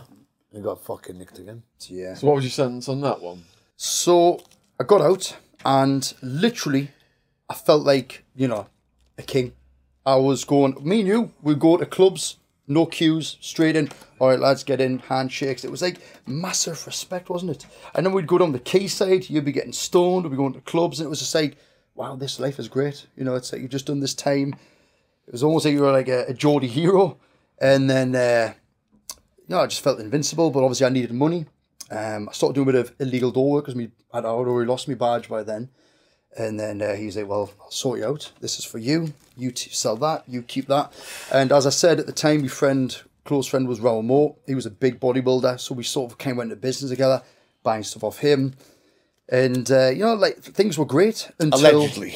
things were great until I got Raoul, anyway, he's dead now anyway, so you can't fucking speak. Things were great until I got raided. I was actually living at my mum's house at the time, and they booted that front door through, and there must have been 20 police, dogs, everything. Poor mum, she was strip searched. Obviously, I was strip searched. Shit, that, mate. It's because he was linked with me in the past. And this is why they come heavy on him. Very heavy. And then it was really bad. I just felt sorry for him. I thought, what the fuck's that? They should only check your bedroom, you know, by law. Where they turfed over the whole house, everything. They found everything that I had. And, then it went through the process of in and out of court. That went on for quite a few... It was actually Friday the 13th of September when I got actually locked up. Went to Crown Court in Newcastle. And, the court was... So we got out in February. In September, took a while. In again. Yeah, it took a while because I was in and out of magistrate court. It kept getting adjourned. Obviously, while building the case against us. And then... Friday the 13th. Friday the 13th. So, you are Diablo, you. Oh no, Friday the 13th. yeah. And the court. They did say expect more. I was fucking dreading it. You know, I think, what the fuck? He said you're looking at 4 years maximum. So when they give you a sentence, I was like, yes, thank You're God. right over there, though. You only do half, don't you? Yeah, and then they give us a tag. But when you were talking about the police transportation, when I got into the van, the tiny little pit where you sit, it was dark. Let me go up this, Harry. And, you tell the story, yeah? When we drove out of the court, because it was dark inside the court, it was just covered in sick everywhere. So I'm sitting in the back of this van, puke everywhere. God. Getting caught off to Durham. And, I mean, my first day at Durham, literally walked into the yard, seen a guy get his face smashed to bits. Guy had a plaster cast on his arm. Group of lads just sort of kind of walked around him. The guy with the plaster cast just swung, hit the guy in the face, and just smashed his jaw completely. Turned out he was a grass. And that was literally my first couple of hours in Durham. Never been Durham. I've been to Acklinson and I've been to Home House. I've never been to Durham. Which one's got the best stotties? Acklinson, Northumberland. Well, Morph, I think it's called. Morpeth or something like that. Morpeth. Yeah. I love stotties. So because of your reputation with him then, was it plain sailing for you in the prison? Durham, nah, not really. I mean, the screw said was because they knew I'd been to prison before. They said so. They weren't really concerned for me, my safety or anything. They said, "Oh, we'll just put you into the general population." I can't remember what wing I was put on now, but yeah, I just kept my head down there. I was on my own. Didn't have Chet there or anybody else. So is it old school prison? Is it like 5 up? Durham is a very, very, very old school prison. Very old. Yeah, it's a really old prison. But yeah, I actually preferred Spanish prison to British prison. Much preferred it. I did notice in British prison you were locked up in your cell a lot longer, which gives you a lot more time to think, and it just drives you crazy. It's the slam with them metal doors as well, though, isn't it? Yeah. And the thing is, in the British prisoners, everybody was so aggressive. I thought Spain was bad, but in British prison, especially in Durham, because you've got the Geordies and you've got the Mackhams. Don't get on. And they do not get on. No. So you stick Geordies and Mackhams together in a prison. It's got to go off. Badly. I mean, I was threatened. People shout out you through the door. You would get other inmates shouting out the door. You in that cell over there. When I see you, I'm going to stab you up. I'm going to slash. You always get cell warriors. Oh God! Yeah. And when you see him, they sound all dark. It's like his internet warriors. Yeah. And when you come out, they're about that fucking big. You know what I mean? Oh, they're quite similar. It's like a dog that'll bark at you. And then when the gate's open, the dog just fucks off. Yeah. I'll tell you what I did see though quite often is how heavy-handed the British screws are. They were really heavy-handed. British screws, they will not think twice about fucking smashing you, hitting you. Who's going to say anything? I've seen that many, many times. Yeah. Did you have toilets back then? I know in Walton. Had a toilet. Yeah. Did you have a toilet? A proper toilet. Not a shithole on the floor. With rats coming out of it. Yeah. And that's not exaggerating. in Spain, it was, like I say, a shithole. Oh, yeah. Cockroaches, rats, everything. Rats coming out. Do you know what I used to do in Spain, yeah? I used to get food and leave it at the door so the rats would just come and eat it and fuck off. Fuck off, help. Otherwise, they would crawl over me, yeah. They're horrible. Looking for food, you know? I would just put the food, feed them, take it and go. That's where it is every day. English, when I first did prison, I did it in Walton back in 94. And like fucking, no, it might have been before then. I was 21 anyway, and 49 now. And you literally, back then, you used to piss and shit in a bucket. And like fucking, every morning you'd come out and slop it fucking out and shit. It was just fucking disgusting, you know what I mean? But in America, they had like fucking, I mean, the toilets were nice, the showers was nice. Sanitisation, yeah. At least they give you that, but they give you massive sentences. I know, yeah. They will give you a massive fucking joined 3 years. Yeah. But they will take care a little bit. Yeah. So what was the worst violence you saw in the UK prison? Probably the first day I was there when I saw that guy. Your first day. Yeah, First day incident. Yeah, it's, the funny thing is, I actually saw the lad who done it about a year later in the area where I live, and I didn't recognize. He recognised me. He's like, "Oh, I remember you in jail." And I was like, "Oh yeah, you're the lad that smashed that kid all over the plaster on your arm, didn't you?" Yeah, that was probably the worst thing because the guy, when I say his jaw smashed, I mean it literally, his face was just floppy. It's just his jaw just dropped. I mean, he was completely unconscious. He was a rat though, wasn't he? So yeah. Well, I later found that out. Yeah. So. Was that your last prison sentence then? That was my last one, and that was when I decided, right, I got need 2 strikes. I need to change my 2 career. strikes on drugs, Annie. Same as me. right, 2 strikes I've got. Chet offers I'm to going to help you out hide. at the I'm prison going to gate. hide Chet's phone number. Do you know what? no, In fairness, he did. did. Not in more crime. What happened, yeah? My mum, this is me. This is a 2 stories. Chet's going to sent make some amends money. now. What? Yes. Listen. Right. I did send, my mum sent him some money in, yeah? But Harry was in debt to me at the time because you did fucking, I don't know what you were doing there, but he was in debt and he went to jail. But I thought, all right, it's the second time I've landed him inside here, so I'm just going to leave the debt alone. And my mum said, right, you keep away from him now. Yeah, I'm telling you. Yeah. You're a bad influence. No. Oh. She went, he's a good boy. She went, stop fucking him up. Yeah. She went, leave him alone. Oh. Yeah. No, that one. She Yeah. said, I'm the bad one. My mum knows, yeah. Yeah. She went, you're the bad one. She went, now fucking leave it. Yeah. Whatever he owes you, just fucking knock it on the head. I went, okay, man. I get the same from your own family. Get the same on your family. Yeah. I'm the bad guy. And I'm the boy next door, the innocent one. I left it straight. I remember, though, the conversation because when I'd got out, you probably won't remember this, we went to the 3 Mile pub. Did he ask you for the money? We had food. We said, we're going to have a chat, Harry. And we went to 3 Mile, we sat down, you bought the food, and you said, look, you know what it is. You've done 2 prison sentences on my behalf. You've kept your mouth shut. You've done the time. Yeah. You're a good lad. Yeah.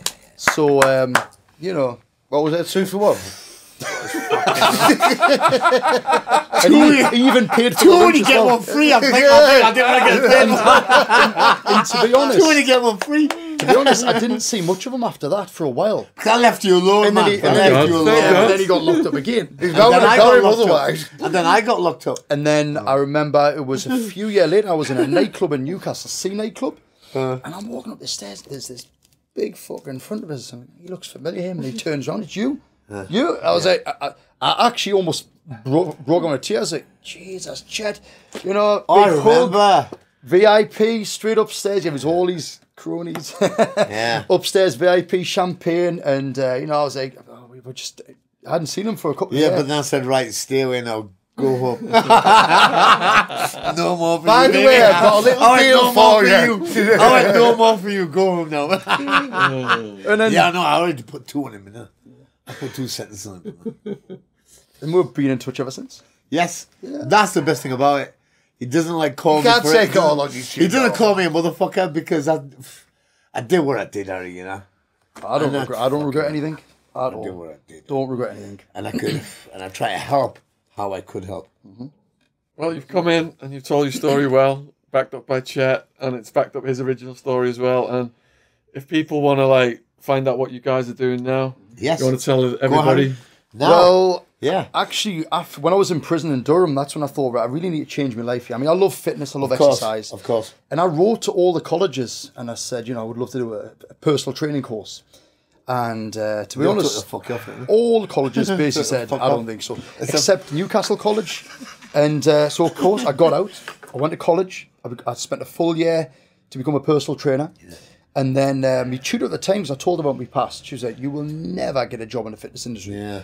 But first job I applied for, I ended up working there for 13 years as the general manager of the company. And, I've been personal trainer for like 20 years now. Wow. And good clientele for you, that chat, isn't it? Not just the personal training, it's like clientele. Listen, bro, I don't sell drugs no more, man. No more felonies. I don't need 3 strikes. I get a life sentence on 3 strikes, And him. Did they do that 3 strikes over there? 3 strikes, yeah, drugs. 3 on drug, you get a life sentence. I never knew that. I knew it's on drugs. It all, It's on drugs, on violence. It's on drugs, violent offenders. We already have 2 strikes apiece on drugs.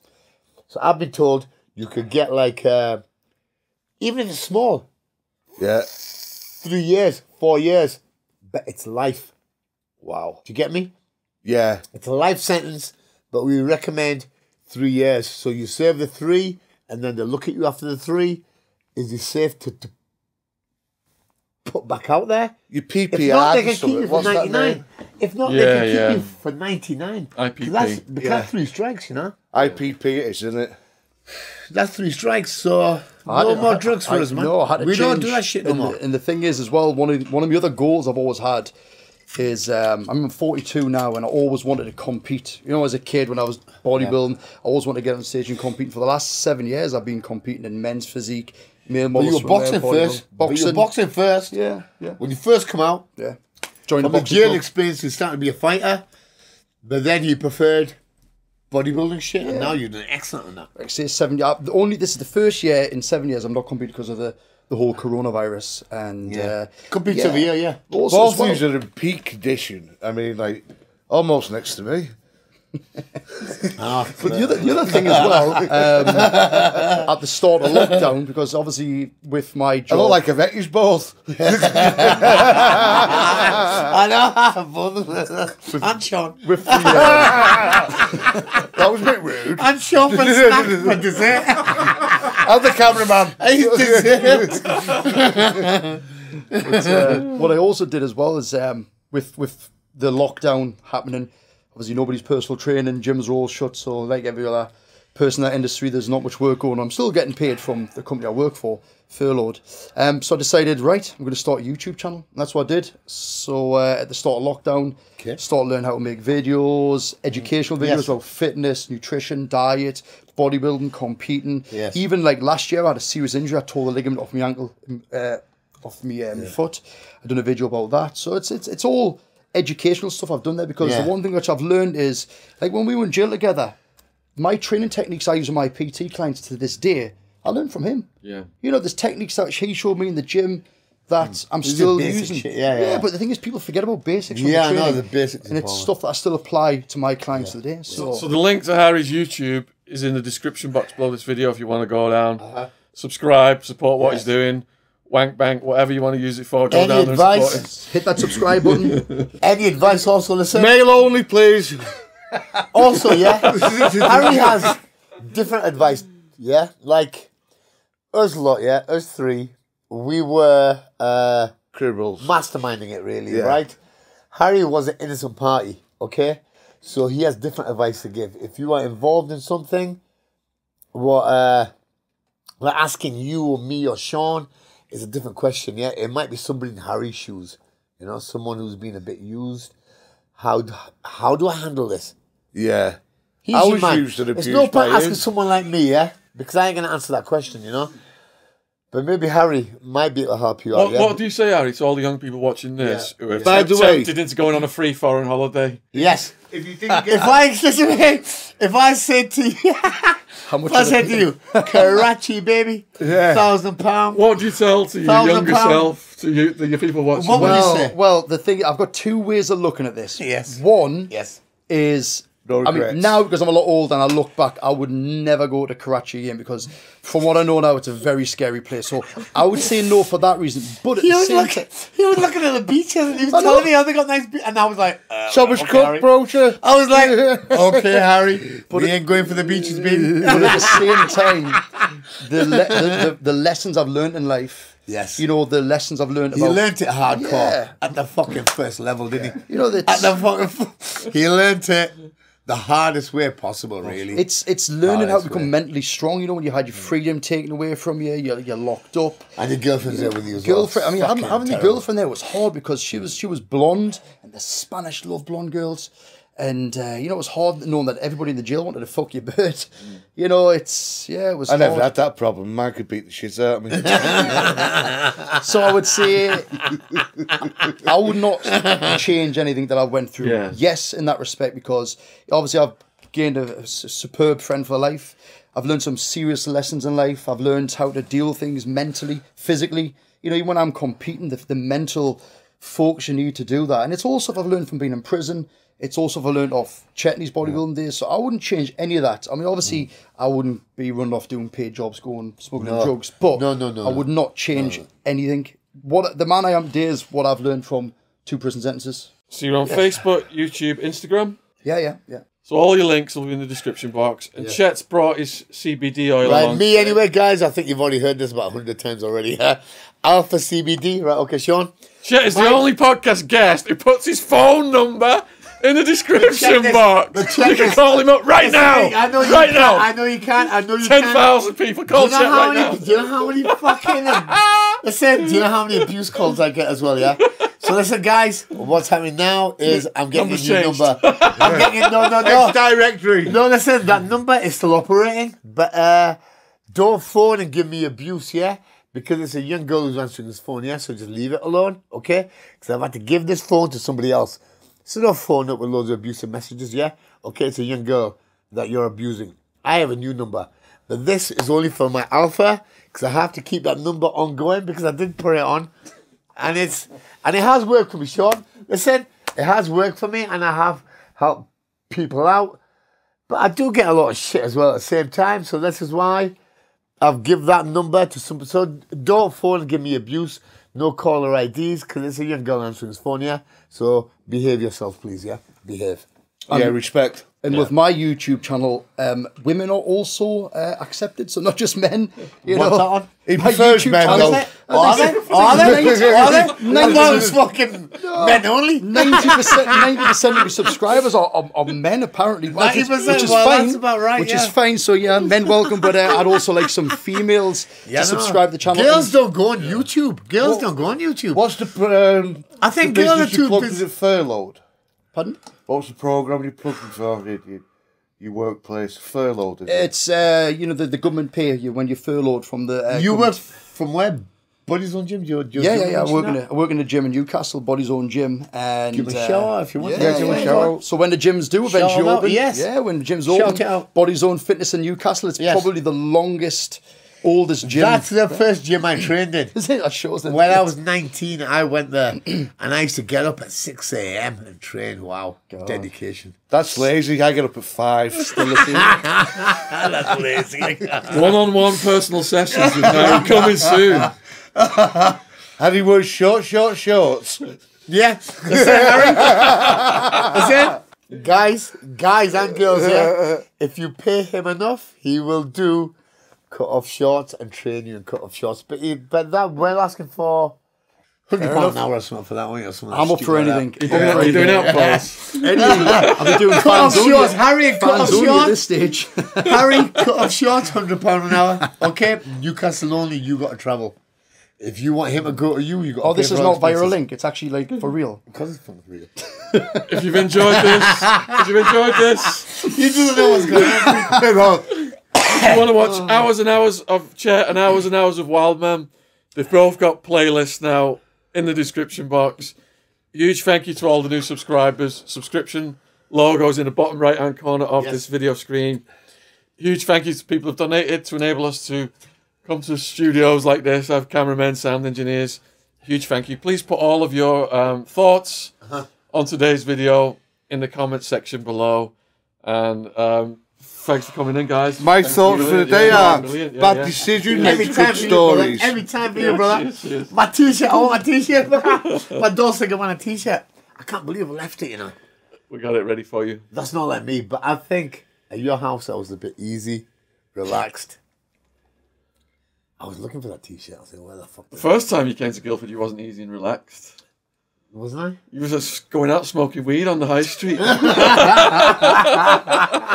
And the coppers walked past me. And I said, Shaun, is it okay to do this? He went, not really. I went to the police and say nothing. They just walked straight past me. I think it's the second time. It's all the prostitutes. You got one at Shaun. Video ends right there. Time. Are we going for some food? Yeah. Okay.